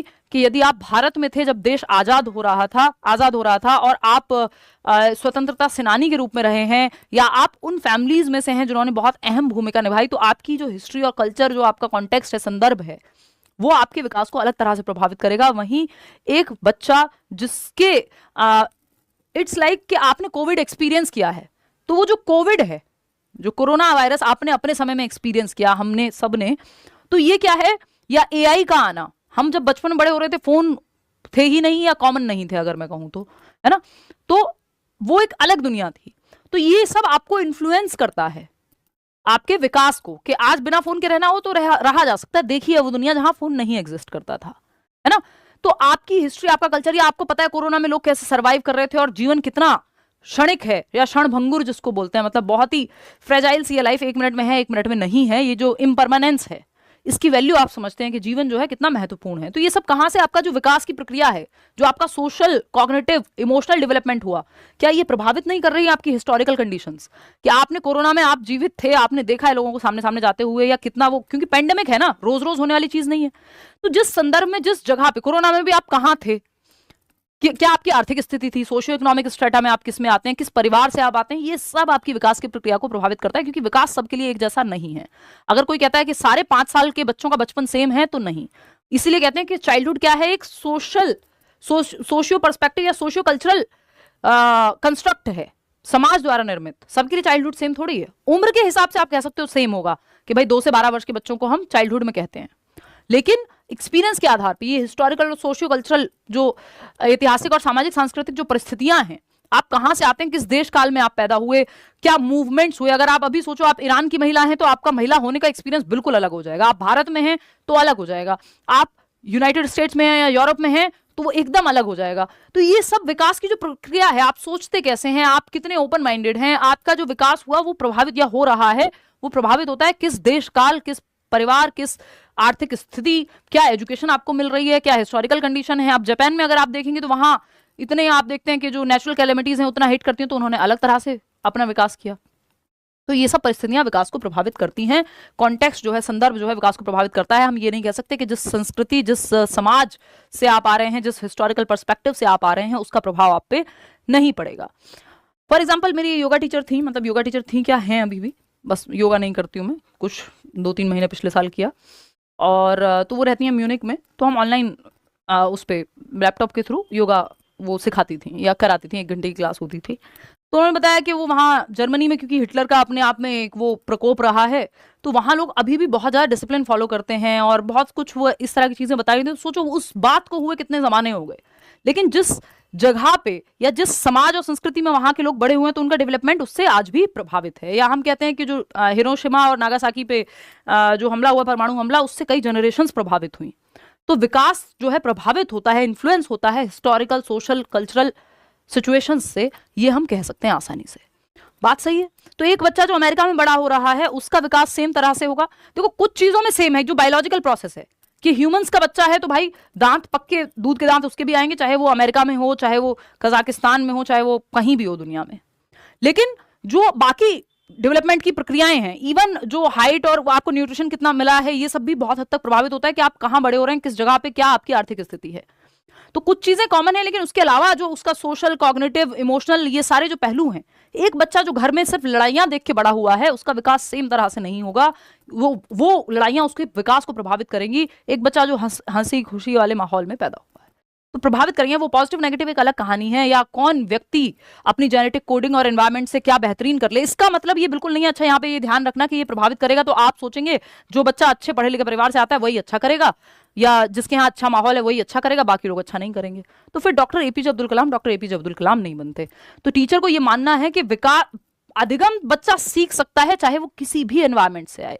आपको सेंसिटिव होना है उसकी सोशियो इकोनॉमिक कंडीशंस को लेके, या जो भी, अगर कोई बीमारी है, कोई फैमिली हिस्ट्री है। एक बच्चा है जो सिंगल पेरेंट, जिसकी सिर्फ माताजी ही हैं, पिताजी नहीं है, किसी बच्चे का पेरेंट्स का डिवोर्स हो गया, तो वो उसके पूरे जीवन को, विकास की पूरी प्रक्रिया को प्रभावित करेंगी। ये ऐसी चीजें हैं, कॉन्टेक्चुअल ऐसी चीजें कि उसकी पूरी लाइफ ट्रैजेक्टरी को बदल देंगी। तो यहाँ पे आपको ये ध्यान रखना है, किसी भी केस में ये सब विकास को प्रभावित करता है। इसका मतलब ये बिल्कुल नहीं है कि बच्चा सीख नहीं सकता। तो आप कहेंगे जो सोशियो इकोनॉमिकली वीकर सेक्शन से आ रहा है, या जो कमजोर बच्चा है, कई बार आपको क्वेश्चन इस तरह के ऑप्शन दे देता है फंसाने के लिए, तो वो बच्चा उतने अच्छे से नहीं सीख पाएगा जो जितना बच्चा जो है अच्छे घर से आ रहा है। फालतू बातें। सीखने की क्षमता हर बच्चा लेके पैदा होता है, आपको ये मानना है। बच्चा बाय वेरी नेचर क्यूरियस है, जिज्ञासु है, ये आपको मानना है ना। वो क्रिएटिविटी की क्षमता रखता है, कुछ नया करने की क्षमता रखता है, ये आपको बाय डिफॉल्ट मानना है एज अ टीचर। क्योंकि अगर टीचर ऐसे सोचने लगेगा तो फिर तो जो क्षमताएं हर एक बच्चे में पोटेंशियल है, वो पोटेंशियल फिर वो जो हम सुन के बड़े हुए हैं कि भाई कीचड़ में कमल खिलता है, तो वो सब पॉजिटिव बातें तो हम भूल जाएंगे। तो एज अ टीचर इस बात को ध्यान में रखिएगा कि ये सब प्रभावित करेगा। एक बच्चा है वो चुप रहता है, हो सकता है उसके घर पे डिवोर्स हुआ हो, उसके पेरेंट्स का डेथ हुई हो, कोई सेक्सुअल अब्यूज हुआ हो, तो ये सब रीजंस जान के आप काउंसलिंग करा सकते हैं बच्चे की। बट दैट डजंट मीन कि आप ये मान लें ये तो ऐसा ही रहेगा, चेंजेस या उसका विकास संभव नहीं है, वो सीख नहीं सकता। किसी भी हालत में ये नहीं मानना कि बच्चा सीख नहीं सकता, नहीं तो आप टीचर नहीं है, बर्बाद हैं, फिर आप धब्बा हैं टीचर के नाम पे, अगर आप ऐसा सोचते हैं। ध्यान रखेंगे इस बात का, है ना। ये स्ट्रॉन्ग वर्ड है इसीलिए यूज कर रही हूँ कि आप समझेंगे इस बात को कि हर एक बच्चा सीखने की क्षमता के साथ पैदा होता है, एक पोटेंशियल है उसमें। Development is a dynamic journey shaped by many factors, यही बात कि विकास एक डायनेमिक जर्नी है, चेंजेबल जर्नी है ना, एक गतिशील यात्रा है। कौन सी बात किसको कब बदल जाए, कब बच्चा आज नहीं पढ़ रहा है, हो सकता है कल वो पढ़ना शुरू कर दे, बहुत सारे रीजंस हो सकते हैं ना। आप तो एज अ टीचर अच्छा एनवायरमेंट देने की कोशिश कीजिए उसको, एक कॉन्ड्यूसिव एनवायरमेंट जिसको बोलते हैं, समृद्ध परिवेश देने की कोशिश कीजिए। तो ये सब फैक्टर विकास की प्रक्रिया को प्रभावित करते हैं। वो पॉजिटिवली भी प्रभावित कर सकते हैं, वो नेगेटिवली भी प्रभावित कर सकते हैं, बट एज अ टीचर आपको अपनी तरफ से बेस्ट एनवायरमेंट देना है और ये मानना है कि किसी भी जगह से बच्चा आ रहा हो, हर बच्चा सीखने की क्षमता रखता है ना। इसके अलावा अगर हम बात करें लाइफ स्पेन पर्सपेक्टिव में, ये सब आता है कि विकास के जो टाइप्स हैं वो इंटरवोवन है, इंटर रिलेटेड हैं, वूम टू टूम यानी कॉन्टिन्यूटी चलती है इसमें, मल्टी डायरेक्शनल है, मल्टी डायमेंशनल है। मल्टी डायरेक्शन मतलब इंक्रीमेंट भी होता है, कुछ दिशाओं में एक स्टेज में कुछ चीजें बढ़ती हैं, कुछ चीजें कम भी होती हैं। जैसा मैंने आपको बताया कि एक स्टेज में हो सकता है आपकी दौड़ने भागने की क्षमता कम हो जाए, बट आपका ज्ञान वो ज्यादा हो, चीजों की समझने की क्षमता ज्यादा हो, है ना। एक स्टेज में हो सकता है आपके दांत गिर रहे हो दूध के, लेकिन आपकी मसल्स पे कंट्रोल आ रहा हो, मसल्स में जान आ रही हो, तो एक तरफ बढ़ोतरी हो रही है, एक तरफ डिक्लाइन है। तो इंक्रीमेंट और डिक्लाइन दोनों होता है विकास में, यानी बढ़ोतरी और हरास जिसको बोलते हैं वो दोनों होता है। बात सही है। यूपीटेट की क्लास कल करेंगे, टॉप 50 क्वेश्चंस, टेंशन मत लो इस पे यूट्यूब पे, ठीक है जी। तो ये 5-6 बातें ये किस में आती हैं, सब लाइफ स्पैन पर्सपेक्टिव में आती हैं। एलएसपी जो मैंने आपको बताया, लाइफ स्पैन पर्सपेक्टिव, वूम टू टूम की जब हम बात कर रहे हैं, यानी गर्भ से कब्र तक चलती है विकास की प्रक्रिया, ये बात लाइफ स्पैन पर्सपेक्टिव कहता है। यानी जीवन पर्यंत जो ये मानते हैं कि विकास जीवन पर्यंत चलता है, गर्भ से कब्र तक। आप गर्भ में थे माँ के, न्यूट्रिशन और 50 फैक्टर्स प्रभावित करेंगे, फिर आप प्रीनेटल यानी ये जो 42 वीक्स यानी 42 हफ्ते के आसपास का समय है, या लगभग 9 महीने का समय है, या 280 दिन का समय है ना। तो ये आपका क्या है, ये आपका अलग अलग स्टेजेस में डिवाइड होता है। जैसे प्रीनेटल यानी लगभग 280 दिन या 42 हफ्ते या 9 महीने के आसपास जब आप गर्भ में हैं, प्रीनेटल स्टेज बोलते हैं इसको। प्रीनेटल मतलब गर्भावस्था, कॉन्सेप्शन पीरियड, ठीक है। फिर इन्फेंसी, जनरली हम जन्म से 2 वर्ष को इन्फेंसी बोल देते हैं। चाइल्डहुड हम 2 से 12 वर्ष में, अर्ली और लेटर चाइल्डहुड दोनों आ जाता है। फिर एडोलसेंस 12 से 18 वर्ष। आपको अचानक से बच्चे बड़े होते नजर आएंगे, क्योंकि एक ग्रोथ स्पर्ट है जो देखने को मिलता है। अचानक से वेट, हाइट, शेप, साइज, बहुत सारी चीजें बहुत तेजी से चेंज हो रही होती हैं, इसलिए ग्रोथ स्पर्ट बोलते हैं उसको। इस बार क्वेश्चन भी आया हुआ है, अभी करेंगे हम। फिर अडल्टहुड जिसको हम कहते हैं 18 से 40, फिर मिडल एज 40 से 65, फिर ओल्ड एज 65 प्लस या 60 प्लस। ये सब आपका मैटर नहीं है, आपका मैटर ही यहां तक लगा हुआ है, उसके बाद कोर्ट जो है आपको जजमेंट सुना देगा। आपका मैटर इतना ही है, मजाक कर रही हूँ, दिल पे मत ले जाना, ठीक है। तो ये जो शुरुआत की, इसमें भी इन्फेंसी से भी सवाल आपके सामने बहुत कम आते हैं। ये जो शुरुआत की ये जो 3 स्टेजेस है ना चाइल्डहुड, ये आपकी डेवलपमेंट की, विकास की, ये सारा गेम इन्हीं से सारे क्वेश्चन आपको देखने को मिलते हैं। इन्फेंसी यानी जन्म से 2 वर्ष, चाइल्डहुड उसमें अर्ली और लेटर यानी पूर्व और उत्तर बाल्यावस्था, पूर्व बाल्यावस्था 2 से 6 वर्ष या 3 से 6 वर्ष कई लोग मानते हैं। इन्फेंसी यूपीटेट में अगर सवाल आए तो आपको जन्म से 5 वर्ष माननी है, बट उसको हम अभी इग्नोर करेंगे। हम जनरल जो आपकी एनसीईआरटी मानती है उस पर हम चर्चा कर रहे हैं। तो इन्फेंसी जन्म से 2 वर्ष, चाइल्डहुड 2 से 12, 12 से 18 एडोलसेंस, किशोरावस्था, ठीक है। तो चलेगा विकास वूम टू टूम, जब तक टाटा बाय बाय फिनिश नहीं हो जाएंगे, आप रेस्ट इन पीस नहीं हो जाएंगे, ओम शांति नहीं हो जाएंगे, तब तक विकास की प्रक्रिया चल ही रही है। जब तक आप धरती पे हैं तब तक आप विकसित हो रहे हैं, फिजिकली, कॉग्निटिवली, सोशली, इमोशनली, किसी न किसी पहलू में, या सब आपस में एक दूसरे से जुड़े हुए हैं। आप में विकास की प्रक्रिया चलती रहती है जब तक आप इस धरती पे हैं। बस बोझ मत बनिएगा बोझ एज इन मजाक कर रही हूँ कि आप जो भी वैल्यू ऐड कर सकते हैं वो आप करें अपने माध्यम से। तो ये जो स्टेजेस हैं ये जीवन पर्यंत चल रही हैं, ये चरण विकास के चलते रहते हैं, लाइफ स्पैन है। और ये जो लाइफ स्पैन पर्सपेक्टिव है इसमें मतलब कॉन्टिन्यूअस है विकास, ये अपने आप इसमें इंक्लूड हो जाता है, आपस में जुड़े हुए हैं विकास के प्रकार, ये आपस में इंटरवोवन है, ये ऑलरेडी इंक्लूडेड है। हिस्ट्री, कल्चर प्रभावित करता है, ये ऑलरेडी इंक्लूडेड है। अब कुछ सवाल कर लेते हैं। ये जो कहानी मैं आपको इतनी देर से सुना रही हूँ इससे कई सवाल बन चुके हैं, पेपर में आए हुए हैं, वो सवाल मैं आपको दिखा देती हूँ। जैसे इसी बार का पेपर है जो ये फरवरी 2026 में हुआ है, उसी का एक सवाल है, एक बार करके देखो आप। If physical development of children is delayed then their social and emotional development gets affected. यानी यदि बच्चों के शारीरिक विकास में देरी होती है, डिले होता है, तो उनका सामाजिक और भावनात्मक विकास प्रभावित होता है, क्योंकि विकास क्या है, विकास के सभी प्रकार या पहलू आपस में जुड़े हुए हैं। वो अपने आप में एक अलग चैप्टर है, टाइप्स ऑफ डेवलपमेंट या डोमेन्स ऑफ डेवलपमेंट, वो आगे जाके करेंगे। अभी हम बेसिक कॉन्सेप्ट और कैरेक्टरिस्टिक्स समझ रहे हैं विकास के, कि विकास का संप्रत्यय है क्या आखिर, है ना।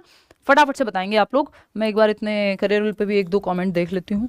कल से तो ये आगे का जो सेशन होगा वो बैच में ही होगा। वॉइस क्या हुआ? वॉइस को, वॉइस तो बुलंद ही है भाई, बुलंदशहर से आवाज भी बुलंद नहीं होगी भला? देखना एक बार। ऑल गुड, चलो।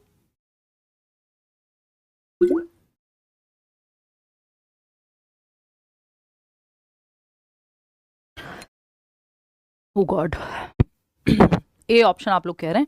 वो ए क्यों है? क्योंकि अभी हमने 2 दिन पहले एक सेशन लिया था, इसलिए नहीं। जब हम इस क्वेश्चन को सॉल्व कर रहे थे तो सबसे पहले जो हमारे दिमाग में आया था वो ये नहीं आया था जो आप बता रहे हैं। क्यों नहीं आया था उस पर चर्चा करेंगे तसल्ली पूर्वक। एक बार मैं 1-2 कमेंट करियर लैब पे ले लूँ, बैच में जो लोग हैं already. Answer 1 is correct. Sheeba, Saidul, Ruchi, Raj, Ragini. चलिए भाई, ठीक है ठीक है, all good all good all good. Ma'am confused हैं, यूट्यूब देखें या बैच में पढ़ें या मैराथन देखें या कैसे करें? श्वेता कह रही हैं। श्वेता, आप तो बैच में ऑलरेडी एनरोल्ड हैं, आप बैच में एडमिशन ले चुकी हैं जितना मैं देख पा रही हूँ करियर लैब पे, तो आपको कन्फ्यूजन बिल्कुल नहीं रखनी है। एक तो ये सेशन जो होगा ये पहली क्लास है जो सब जगह ही होती है लाइव, ताकि लोगों को आइडिया लग जाए कि किस तरह से बैच में क्लासेस होती हैं। ठीक, तो ये यूट्यूब पे होती है और ये मैंने बस सीटेट में छोड़ा है, बाकी किसी बैच में मैं अब ये करती भी नहीं हूँ। वो बस बैच शुरू हो जाते हैं, बैच में पढ़ते हैं लोग। सीटेट में अभी भी हम ये कर देते हैं। तो ये पहली क्लास है, इसके बाद वाली जो भी क्लासेस होंगी वो सिर्फ बैच में ही दिखेंगी। तो आपको ये टेंशन नहीं लेनी कि यूट्यूब पर पढ़ूँ कि कहाँ पढ़ूँ। अगर आप पूरे बैच में ही जुड़ चुके हैं तो फिर कुछ और आपको सोचना ही नहीं है, डिस्ट्रैक्ट होना ही नहीं है। अगर आप यूट्यूब पे ही हैं सिर्फ, तो यूट्यूब पे ही आप देखेंगे। मैराथन आप बाद में देखते हैं या आप सिर्फ यूट्यूब ही देख रहे हैं तो आप मैराथन देख लेते हैं, है ना? आपने पहले पेपर दिया था, आपको आइडिया है, कुछ चीजें रह गई थी तो आप मैराथन देख रहे हैं, या एंड में आप मैराथन देखते हैं, है ना? जब आपको 0 से तैयारी करनी है तब आप मैराथन की तरफ नहीं जाते हैं सीधा, फिर आप ग्रेजुअली पढ़ते हैं। एक एक दिन आपकी क्लास जो लाइव क्लासेस होंगी, पूरा टाइम टेबल होगा, उस तरह से पढ़ते हैं। यूट्यूब पे जितना मैक्सिमम हो सकेगा हम लोग जुड़ेंगे। ठीक है जी, चलें आगे बढ़ें, कहानी को अपनी विस्तार दें। तो कुछ क्वेश्चंस हैं जो हम डिस्कस करेंगे। Please take my name. यार नेम सबका नहीं ले पाऊंगी, प्लीज़ समझो बात को। आ जाओ, इधर आ जाओ। 9 बजे सेशन यूट्यूब पे रखने की पूरी कोशिश है, मंडे टू फ्राइडे। और देखिए, if physical development of children is delayed, यानी यदि बच्चों के शारीरिक विकास में देरी होती है, यानी किसी का शरीर है जो ठीक से विकसित नहीं हो पा रहा है, वो हो सकता है मेल न्यूट्रिशन के चलते, यानी कुपोषण के चलते ठीक से पोषण ना मिल पा रहा हो, कोई बीमारी हो सकती है बच्चे को जिससे उसका शारीरिक विकास में दिक्कत आ रही है, कोई इंजरी हो सकती है जिसकी वजह से शारीरिक विकास ठीक से ना हो पाया हो, कोई भी रीजन हो सकता है कि शरीर का विकास डिले हुआ है या धीमे चल रहा है बाकी बच्चों से। तो इसका रीजन क्या है? ये असर्शन है, रीजन है देयर इज।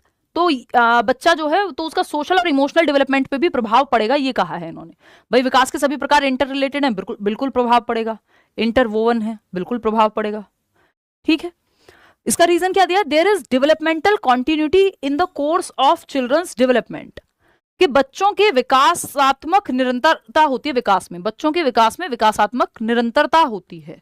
अगर आप प्रिंसिपल ऑफ डेवलपमेंट की दृष्टि से देखेंगे तो ये 2 अलग बातें हैं। एक जगह पे लिखा हुआ है कि एक विकास का प्रकार दूसरे विकास के प्रकार को प्रभावित करेगा, तो प्रिंसिपल ऑफ इंटर रिलेशन हो गया। दूसरी जगह पे आप देखोगे दोनों बातें सही हैं, गलत कहीं नहीं है। अगर आप देखोगे दूसरी जगह जब आप पढ़ते हो कि there is developmental continuity in the course of children's development, विकास के, बच्चों के विकास में विकासात्मक निरंतरता होती है, तो आपको लगेगा ये शायद प्रिंसिपल ऑफ कॉन्टिन्यूटी की बात हो रही है कि विकास सतत होता है, लाइफ लॉन्ग होता है।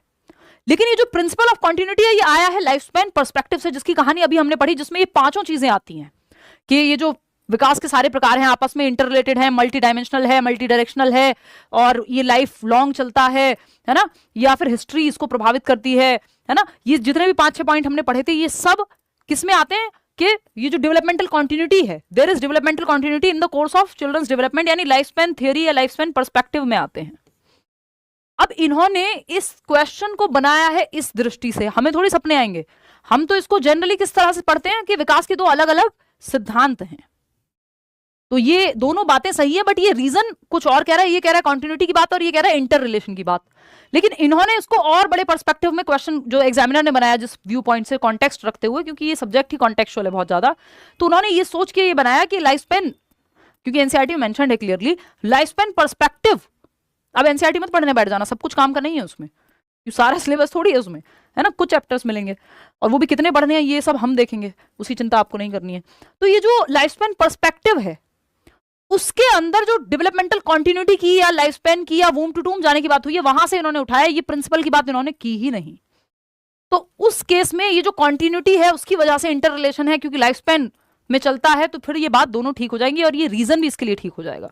तो जितने भी लोग कह रहे हैं both A and R are true and R is the correct explanation, ये बात तो ठीक है, ये आप तुक्के लगा रहे हैं, लेकिन ये अगर जब ये पेपर में आया सवाल इस बार, और जो आंसर की में भी मैंने डिस्कशन किया, वो डिस्कशन ये वाला था कि both A and R are true but R is not the correct explanation of A, क्योंकि ये कुछ और बात कह रहा है, ये कुछ और बात कह रहा है, लेकिन वो प्रिंसिपल ऑफ डेवलपमेंट, विकास के सिद्धांतों के अनुसार कह रहा है। अब वो तो सिर्फ एग्जामिनर ही जाने कि उसने क्या सोच के पेपर बनाया है। तो क्योंकि ऑफिशियल आंसर की में जो उन्होंने आंसर किया तो वो यही किया कि both A and R are true and R is the correct explanation, तो इसका मतलब हमें तब जाकर के ये समझ आया कि भाई लाइफ स्पैन पर्सपेक्टिव को ध्यान में रखते हुए इन्होंने ये क्वेश्चन कंस्ट्रक्ट किया है। तो ऐसा पेडागोजी में रेयरली होता है, लेकिन कई बार हो जाता है कि एग्जामिनर किस पर्सपेक्टिव से सोच करके पेपर बना रहा है, तो वो एक आधी क्वेश्चन ये असर्शन रीजन टाइप का, या बहुत रेयर इस तरह के क्वेश्चंस में, या ऑप्शन ही जब इस तरह के हो तो बनती है ऐसी सिचुएशन, नहीं तो बनती नहीं है, ये कंफ्यूजन भी होता नहीं है। लेकिन इस केस में क्या है मैं वो आपको बता दे रही हूँ, नहीं तो मैं आपको सिंपली कह सकती थी हाँ हाँ कॉन्टिन्यूअस होता है ये वो, ठीक है। तो ये कॉन्टिन्यूटी का जो प्रिंसिपल है, वो प्रिंसिपल तो बाद में आएगा, पहले ही लाइफ स्पैन पर्सपेक्टिव में ये दोनों ही बातें कही जाती हैं, इसलिए ये जो कहा जा रहा है रीजन में ये सही है। क्यों? क्योंकि लाइफ स्पैन पर्सपेक्टिव ये कहता है कि जो डेवलपमेंटल कॉन्टिन्यूटी है उससे ही जुड़ा हुआ है, कि ये आपस में जुड़े हुए भी हैं, ये हिस्ट्री से भी प्रभावित होते हैं, ये मल्टी डायमेंशनल भी हैं, मल्टी डायरेक्शनल भी हैं, है ना। ये सारी बातें उस लाइफ स्पैन पर्सपेक्टिव में जो कहता है कि डेवलपमेंट में कॉन्टिन्यूटी होती है, life through out the life span चलता है, लाइफ लॉन्ग होता है, उसके अंदर ही अपने आप ही आ गया जो असर्शन है। तो इसलिए ये रीजन सही हो गया, अदरवाइज ये रीजन सही नहीं होता अगर ये प्रिंसिपल ऑफ डेवलपमेंट कह करके बनाया होता इन्होंने पेपर में। जनरली भी प्रिंसिपल ऑफ डेवलपमेंट ही हम इसको समझते हैं, लेकिन ये वहां ले गए उसको, जिसके लिए मुझे और थोड़ी पढ़ाई करनी पड़ी और पढ़ना चाहिए हमेशा टीचर को, ठीक है ना। मेरी सीडीपी की बुक जल्दी कर देंगे यार, इस हफ्ते मुझे मतलब इस महीने के एंड में जो है किताब आपकी अगले हफ्ते तक आ जानी चाहिए, मतलब कहीं ट्रैवल करना है तो लंदन जाना है और वो पहले से प्लान्ड है कुछ दिनों का ट्रैवल, तो उससे पहले वहां जाने से पहले आपकी वो बुक आ जाएगी, ये ऐसी पूरी पूरी कोशिश है, ठीक है ना। चलिए खैर, तो ये कहानी है, ये आपको होपफुली समझ में आ गई होगी, ये मैं फिर से मिटा करके आपको समझा देती हूँ। जो लोग पहली बार पढ़ रहे हैं उनको दिक्कत नहीं हुई होगी, क्योंकि प्रिंसिपल्स ऑफ डेवलपमेंट तो हम बाद में पढ़ते हैं जब ये पूरा चैप्टर खत्म कर लेते हैं, है ना। तो ये इसका रीजन भी सही है और असर्शन भी सही है, नहीं तो अगर हम प्रिंसिपल ऑफ डेवलपमेंट वाले पर्सपेक्टिव से जाएंगे तो रीजन सही नहीं लगेगा हमें, क्योंकि फिर ये दो अलग बातें हैं, ये प्रिंसिपल ऑफ कॉन्टिन्यूटी हो जाएगा और ये प्रिंसिपल ऑफ इंटर रिलेटेडनेस हो जाएगा। लेकिन ये कॉन्टिन्यूटी के अंदर लाइफ स्पैन थ्योरी के हिसाब से, लाइफ स्पैन पर्सपेक्टिव के हिसाब से आता है, इसलिए उन्होंने ये सोचकर ये बनाया है, इसलिए ए और आर दोनों सही है, इसमें कोई भी आंसर की में गलती नहीं है, आंसर की सही है, क्योंकि इसको प्रूव किया जा सकता है ऑथेंटिक सोर्स से, और मुझे नहीं लगता कि किसी ने भी ये चीज अभी उस तरह से समझी भी होगी या आपको समझाई भी होगी। पूरा यूट्यूब आप उठा करके देख सकते हैं इस क्वेश्चन को लेकर के। चलिएगा खैर आगे बढ़ेंगे, नेक्स्ट क्वेश्चन, क्योंकि आपका कल परसों कमेंट आया जब हम ये डिस्कस कर रहे थे, तो मैंने इसको और डिटेल में लेकर के गई कि ऐसा हुआ क्यों, बात तो सही है ना। देखिएगा, तो आप लोगों के मन में भी जो डाउट होते हैं वो पूछने चाहिए, वो जरूरी होते हैं। यूट्यूब पे मैं पढ़ाऊंगी भाई, प्रैक्टिस करेंगे यूट्यूब पे, या जो भी हो पाएगा वो सब करेंगे, बट जो कंप्लीट एक डिस्कशन है चैप्टर वाइज वो, क्योंकि यूट्यूब पे मैं बहुत ऑलरेडी पुराने वीडियोस आपको मिल जाएंगे, वो फिर बैच में ही होगा। देखिए एक बार, एक और सवाल है आपके सामने, इसी से आप समझ पाएंगे। अच्छा, हर एक स्टेज में मैं आपको ये थोड़ा सा बता देती हूँ, तब आप इसको और बेहतर समझ पाएंगे। तो ये जो प्रिंसिपल ऑफ, यहाँ पे प्रिंसिपल की बात नहीं हुई, जब तक प्रिंसिपल नहीं लिखा तो आप समझ जाओ कि बात चल रही है डेवलपमेंटल कॉन्टिन्यूटी की, लाइफ स्पैन पर्सपेक्टिव की। तो there is developmental continuity in the course of children's development, यानी लाइफ स्पैन पर्सपेक्टिव को काउंट कर रहे हैं ये, जिसमें ये इंटर रिलेटेडनेस और ये जितने भी पॉइंट हमने पढ़े थे अभी वो सारे ही आ जाते हैं, कि ये लाइफ स्पैन बूम टू टूम मल्टी डायरेक्शनल होता है, हाईली प्लास्टिक है, मॉडिफिएबिलिटी भी इसी में आता है, types of development inter related है, इंटरवोवन है, ये भी इसी में आता है, इन्फ्लुएंस होता है हिस्ट्री से, कॉन्टेक्स्ट से, ये भी इसी में आता है। तो ये सब लाइफ स्पैन पर्सपेक्टिव या जिसको हम कहते हैं डेवलपमेंटल कॉन्टिन्यूटी के अंदर ही आ जाते हैं पांचों पॉइंट, इसलिए आर भी सही हो गया, नहीं तो आर अलग सही था, ए अलग सही था, रीजन ए के लिए सही नहीं होता अगर ये इस तरह से नहीं बनती बात तो। एनीवे, अच्छा एक और चीज आपको यहाँ पे समझनी है कि जैसे हर एक स्टेज में हमने छोटा छोटा स्टेजेस के बारे में बात कर ली, हालांकि स्टेजेस का अपने आप में एक चैप्टर अलग आएगा, लेकिन क्योंकि आपको क्लियरली समझ में आ जाए, तो आप देखते हैं कि हर एक स्टेज में कुछ ऐसा होता है कि उस उम्र में एज अप्रोप्रिएट बात बोलते हैं ना हम, कि कुछ स्टेजेस में कुछ चीजें ऐसी हैं कि अगर वो उस समय सिखा दी जाए तो बच्चा जल्दी सीख लेगा, यानी बच्चा जल्दी एक्वायर कर लेगा, फास्ट लर्निंग हो जाएगी, या फास्ट तरीके से वो एक्वायर कर लेगा, अर्जित कर लेगा किसी व्यवहार को, किसी पर्टिकुलर बात को, भाषा को, या फिर आपके शरीर में जो है उसके, बोलते हैं ना हम बढ़ती उम्र का बच्चा ज्यादा लगेगा, अच्छे से इसको डाइट दो। क्यों? क्योंकि अगर बढ़ती उम्र यानी जब उसका शारीरिक विकास बहुत तेजी से हो रहा है, चाहे वो चाइल्डहुड हो चाहे वो एडोलेसेंस हो, तब उसको ठीक से खाना नहीं मिला तो वो कुपोषण का शिकार हो जाएगा, छोटी उम्र में तो स्पेशली चाइल्डहुड में। और वो कुपोषण का अगर शिकार हो जाएगा, मेल न्यूट्रिशन का शिकार हो जाएगा, यानी जितनी सही मात्रा में उसको पोषण चाहिए था वो पोषण तत्व उसके खाने में नहीं थे, जिसको हम न्यूट्रिशियस डाइट बोलते हैं। तो वो उस टाइम पे वो सेंसिटिव पीरियड था जब आपको सही डाइट बच्चे को देनी थी, या बढ़ती उम्र जो हम कह रहे थे आम भाषा में, या आपका वो बॉर्नवीटा वाला ऐड कहता है कि 90% तक विकास जो है बच्चे का वो 5 साल की उम्र तक हो जाता है दिमाग का। तो उस टाइम पे उसको ठीक से खाना या ठीक से एनवायरमेंट नहीं मिलेगा तो उसका इंपैक्ट लाइफ लॉन्ग रहेगा, है ना। वो आप बाद में, क्योंकि बाद में चाय ठंडी हो जाती है मजाक कर रही हूँ, है ना, रील्स तो सभी देखते हैं। तो बाद में क्या है, बाद में देरी हो जाएगी। उस समय जो सही अप्रोप्रिएट समय था, जो सेंसिटिव पीरियड था उस चीज के लिए, अगर उस समय ठीक से एजुकेशन या ठीक से खाना या ठीक से एनवायरमेंट मिला तो वो बहुत तेजी से बच्चा सीख पाएगा। इट्स लाइक आपको जिस उम्र में जो चीज सिखानी थी, कुछ चीजें सेंसिटिव पीरियड इसीलिए कहलाते हैं कुछ पीरियड्स, क्योंकि वो संवेदनशील है। उस उम्र में बच्चा बहुत तेजी से सीखता है उन चीजों को। जैसे भाषा सीखने के लिए जो 3 से 6 वर्ष का काल है वो बहुत फास्ट लैंग्वेज को एक्वायर करता है। एक 6 साल के बच्चे को आप मान लीजिए, आप भारत के किसी गांव में रहते हैं और आप हिंदी बोलते हैं या आप हरियाणवी बोलते हैं या कहीं भी, इंग्लिश नहीं है आपकी मातृभाषा, तो आपका बच्चा है 4 साल का, 5 साल का, बोलना सीखा है, बातें करना सीखा है, खूब बोलता रहता है, हर टाइम जो भी कार्टून में देखता है आसपास के शब्द उठाता है। फास्टेस्ट पीरियड होता है ये लैंग्वेज डेवलपमेंट के लिए, 3 से 6 वर्ष जो है बहुत तेजी से भाषा विकास होता है।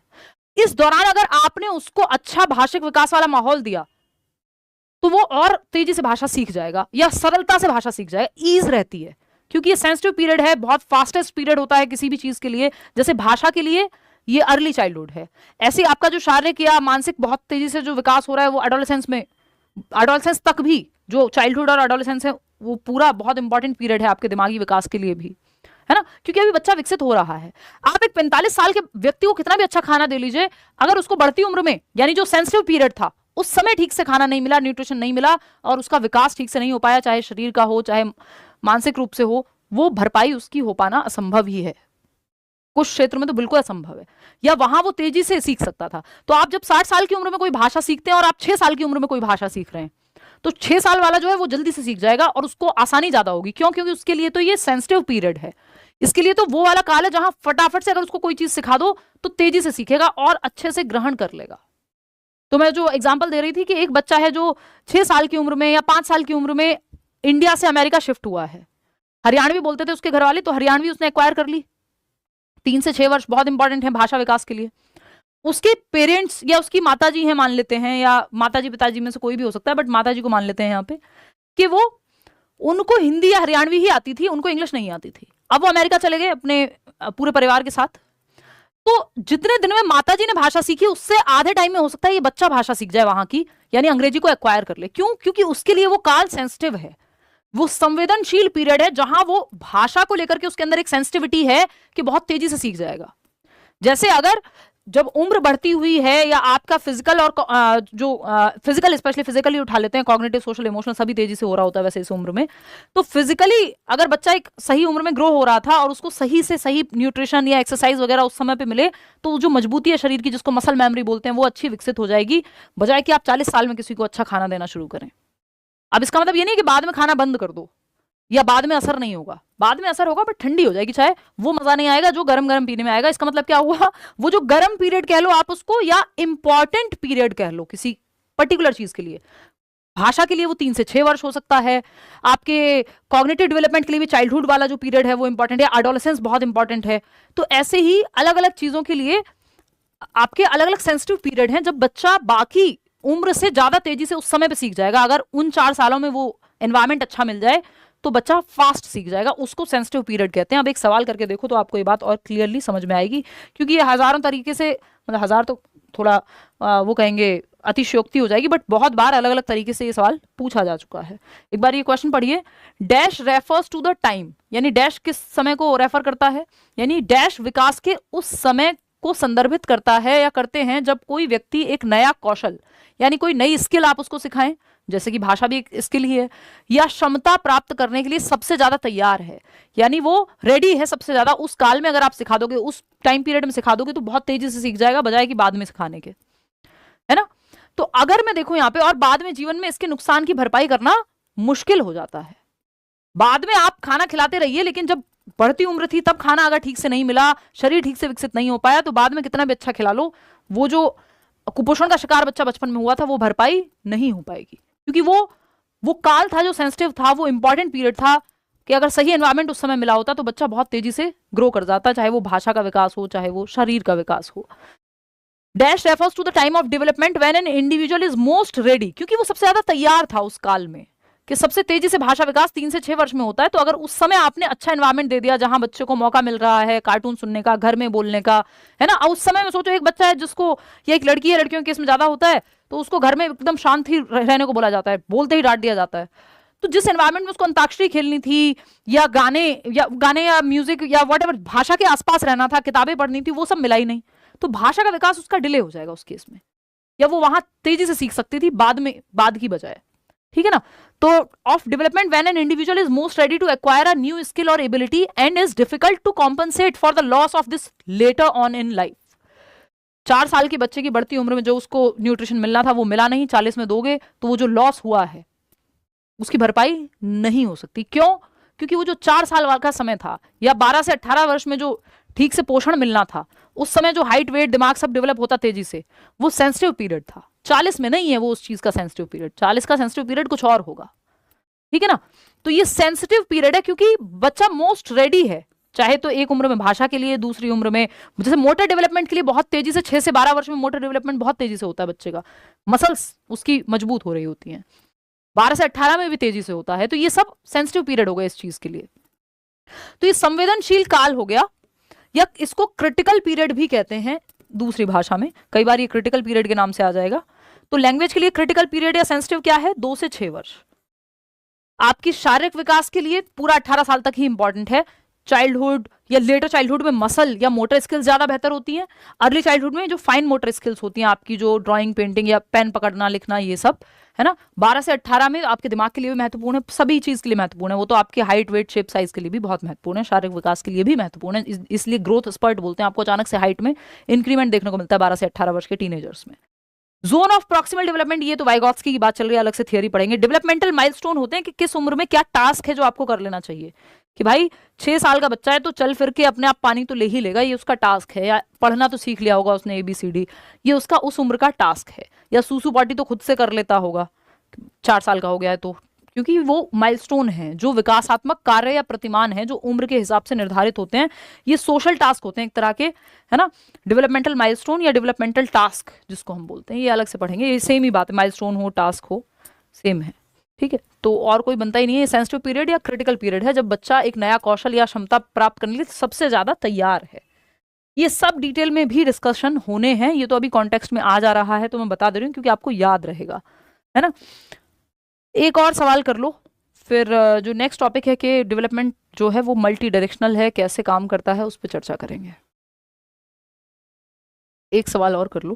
देखो ये जो टाइम है, बैच का टाइम ये नहीं रहने वाला, ये यूट्यूब का टाइम रहेगा 9 बजे से। बैच का टाइम शाम में होगा, वो टाइम टेबल कल आपको मिल जाएगा, बैच वाले लोग जितने भी हैं। ये आज पहली क्लास है इसलिए यूट्यूब के साथ हो रही है, अदरवाइज तो ये आपके अलग टाइम पे होगी और यूट्यूब की क्लास अलग टाइम पे होगी, ठीक है। अगेन आप अगर एडमिशन लेके नहीं बैठे हैं तो एडमिशन ले लीजिएगा।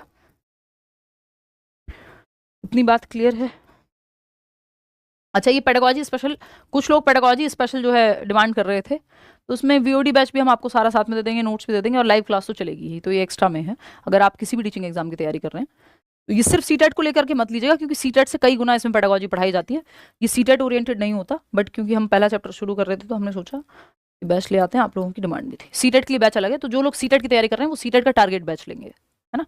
पेडागॉजी स्पेशल नहीं लेंगे। जिनको सिर्फ पेडागॉजी पढ़नी है डिटेल में, बाकी सारे एग्जाम्स के लिए कि एक बार पढ़ लें, सुपर टेट हो, चाहे वो UP टेट हो, चाहे वो कोई और पेपर हो, है ना, तो चाहे वो DEET+ भी हो कल को, तो कई लोग पहले से तैयारी कर रहे होते हैं, तो उनके लिए पेडागॉजी स्पेशल है। CTET का बैच, अगर आप CTET की तैयारी कर रहे हैं तो सिर्फ CTET का बैच लीजिएगा, उसमें फिर आपको सारे सब्जेक्ट्स मिल जाएंगे। CTET का पेडागॉजी अलग से कुछ भी नहीं होता उसमें सब, क्योंकि वो पेडागॉजी स्पेशल की ऑलमोस्ट फी में ही आपको पूरा बैच मिल जाता है, तो सिर्फ पेडागोजी स्पेशल मत लीजिएगा सीटेट के लिए, पहले से मैं क्लियर कर रही हूँ, कई लोग कंफ्यूज होते हैं।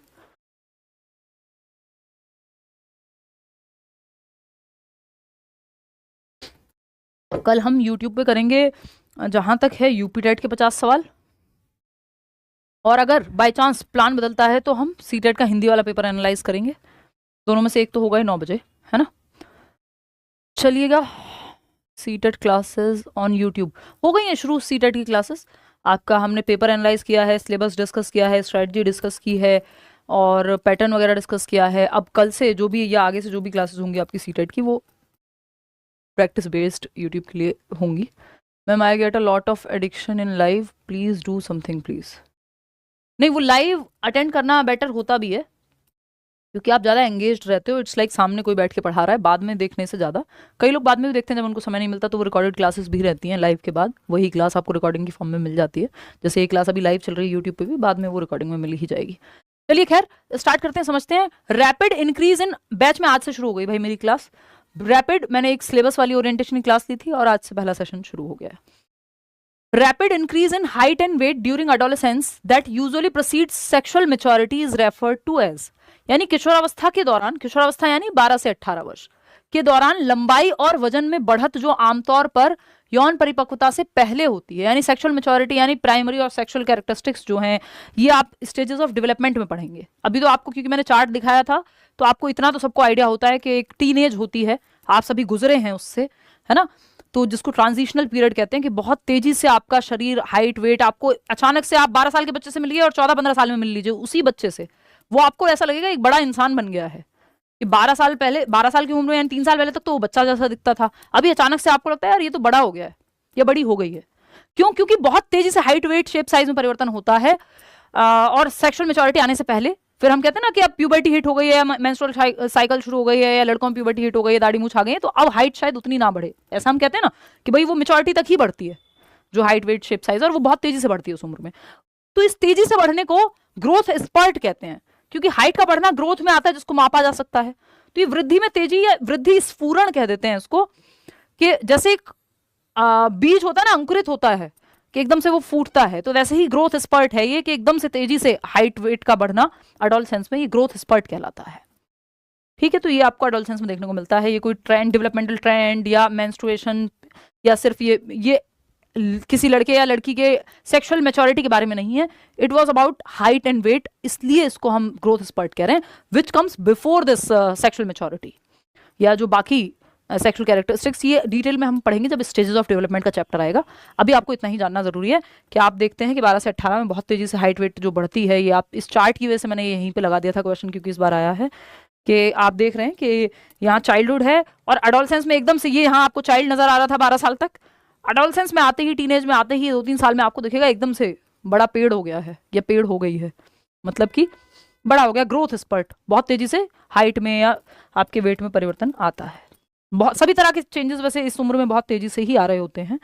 अब हम पढ़ेंगे मल्टी डायरेक्शनल होना, यानी विकास का मल्टी डायरेक्शनल होना क्या है, यानी बहुदिशीय होना क्या है, और मल्टी डायमेंशनल होना क्या है। देखिए, मल्टी डायरेक्शन में आगे बढ़ना भी है चीजों का, या कई दिशाओं में एक साथ बढ़ना भी है, कि आप फिजिकली भी बढ़ रहे हैं, आपका शरीर, दिमाग में भी बहुत तेजी से चेंजेस आ रहे हैं, सोशली भी आप चीजों को समझ रहे हैं बहुत तेजी से, इमोशंस में भी आपके बहुत तेजी से चेंजेस आ रहे हैं। तो कई डायरेक्शन में, यानी कई डायमेंशन में और कई डायरेक्शन में साइमल्टेनियसली, यानी एक साथ जो चेंजेस आते हैं, इसको विकास का मल्टी डायरेक्शनल होना बोलते हैं। Development does not occur in a single direction, कोई सिंगल लाइन में तो होता नहीं है ना। वैसे भी स्पाइरल है, वो हम आगे जाके पढ़ेंगे प्रिंसिपल्स ऑफ डेवलपमेंट में।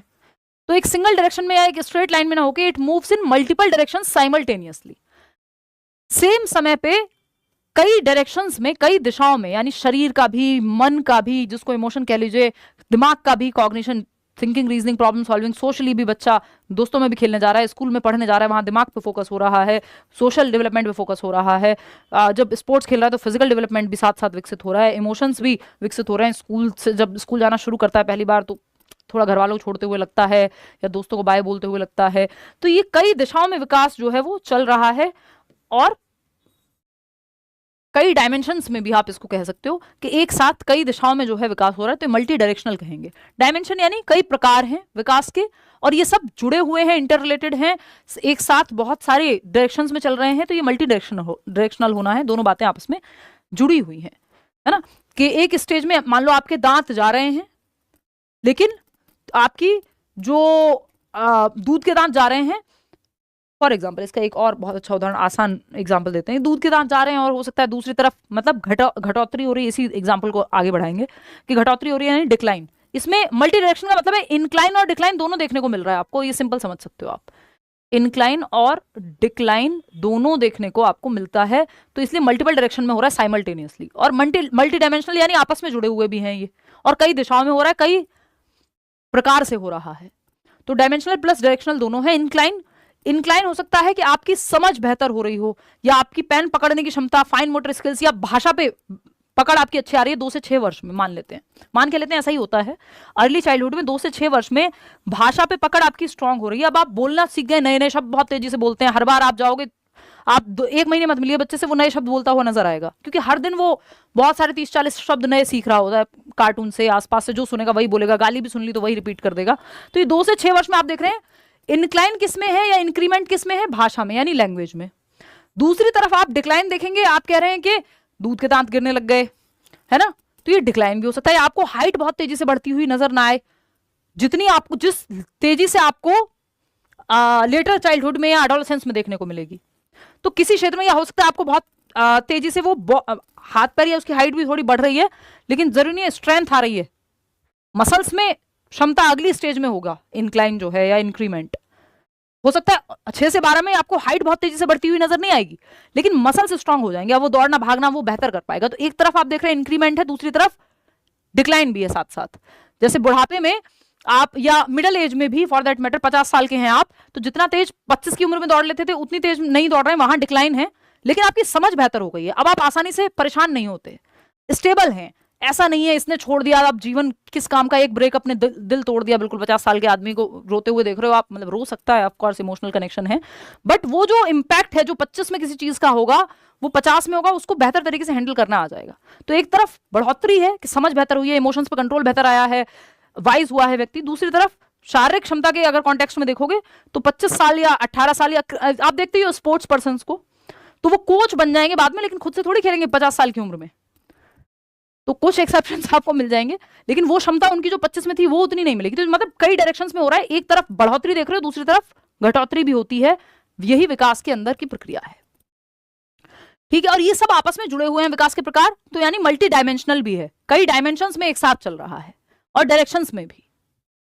बात क्लियर है इतनी, या कोई दिक्कत परेशानी दर्द समस्या यहां तक की बात समझने में हो रहा है तो आप मुझे बता सकते हो, ठीक है।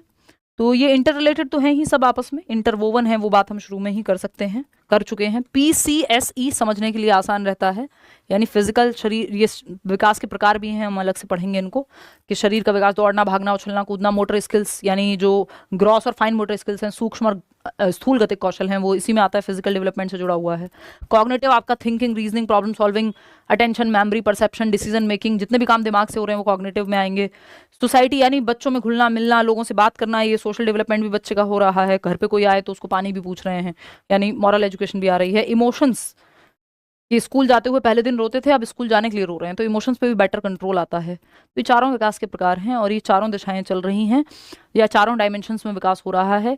डायरेक्शन कई बार इंक्रीमेंट भी है डायरेक्शन में, कई बार डिक्रीज भी है। एक पहलू में बढ़ोतरी यानी दांत जो है वो गिर रहे हैं, ये डिक्लाइन है। दूसरी तरफ आप देख रहे हैं कि भाषा विकास बहुत तेजी से हो रहा है, तो ये डायरेक्शन का एक एग्जाम्पल हो गया, ठीक है। इतनी बात, कोई दिक्कत परेशानी दर्द समस्या इस बात को लेकर के यदि हो तो आप बता सकते हैं।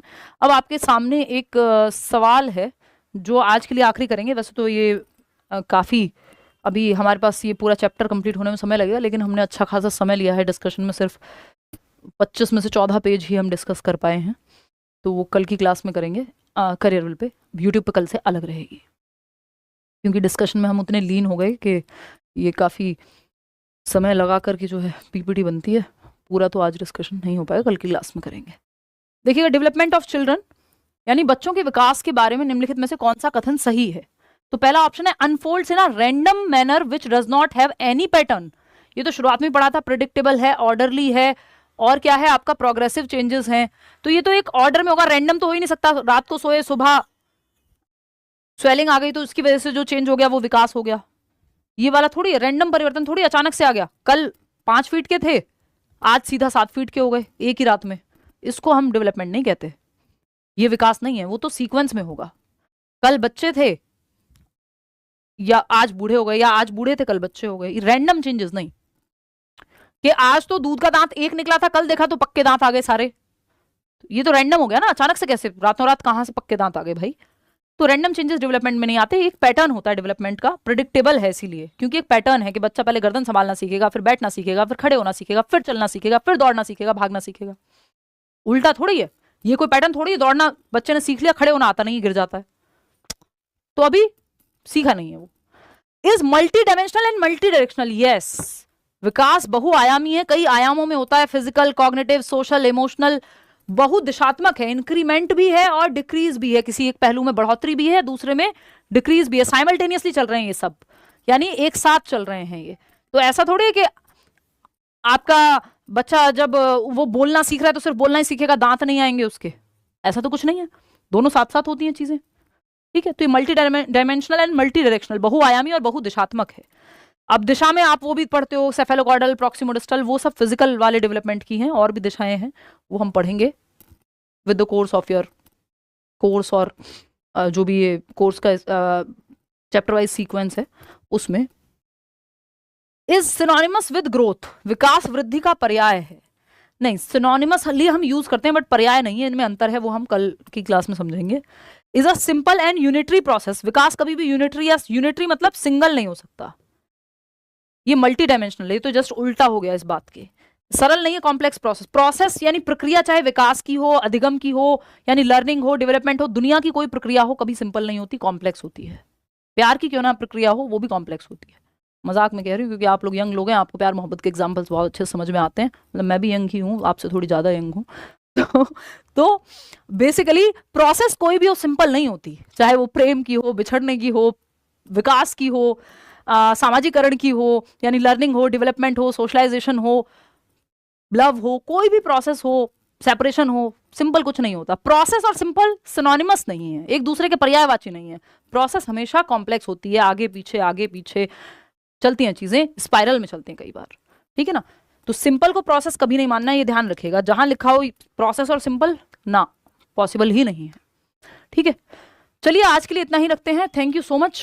आप आए, बाहर आई, आप लोगों ने बड़ी संख्या में जो है उत्साह दिखाया बैच में, और ये हम कल पढ़ेंगे। डेवलपमेंट इज हाईली प्लास्टिक, यानी विकास कैसे, ये सब आता उसी में, लाइफ स्पैन पर्सपेक्टिव में ही, कि डेवलपमेंटल कॉन्टिन्यूटी के तहत ही हम ये सारे पॉइंट्स पढ़ रहे हैं कि विकास कॉन्टिन्यूस है, ये अलग अलग तरीके से कॉन्टिन्यूस है, ठीक है। तो ये हम कल चर्चा करेंगे कि नए अनुभव कैसे ब्रेन को, या प्रैक्टिस जो करते हैं वो नए न्यूरल पाथवेज बनाता है, कैसे एक्सपीरियंस हमारे ब्रेन को चेंज करता है, प्लास्टिसिटी होती है, न्यूरोप्लास्टिसिटी भी होती है, किस उम्र में ज़्यादा हाई होती है, किस में कम होती है, ये सब बातें कल के सेशन में करेंगे। अभी के लिए इनफ हो गया है, 11:15 बजे हैं, आप थोड़े से लेट तो हम थे ही, तो इस पर भी फिर क्वेश्चन करेंगे कई, तो इसी तरह से चलेंगे।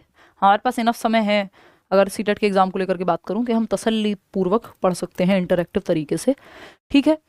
ये चीज़ें आपके दिमाग में बैठ जाएं, इसलिए आप ये रंगीन स्लाइड्स जो है लाई जा रही हैं। अगर आपको लगता है नहीं आपको ब्लैक एंड व्हाइट में पढ़ना है जैसे हम पढ़ते थे, मतलब ब्लैक एंड व्हाइट तो वो भी नहीं होता था, कम कलर्स में पढ़ना है, तो आप कमेंट्स में बता सकते हैं, वो भी वैसे ही पीपीटी ला दी जाएगी वापस से, ठीक है। चलिए, वो तो आपको फ़र्क ही नहीं पड़ेगा इन चीज़ों से, आपके दिमाग में चीज़ें सेट होनी चाहिए, कुल मिला के बात ये है। ये तो मन होता है तो कुछ नया कर लेते हैं, चैप्टर तो बदल नहीं रहे हैं, तो कम से कम चैप्टर्स की शक्ल ही बदल लें।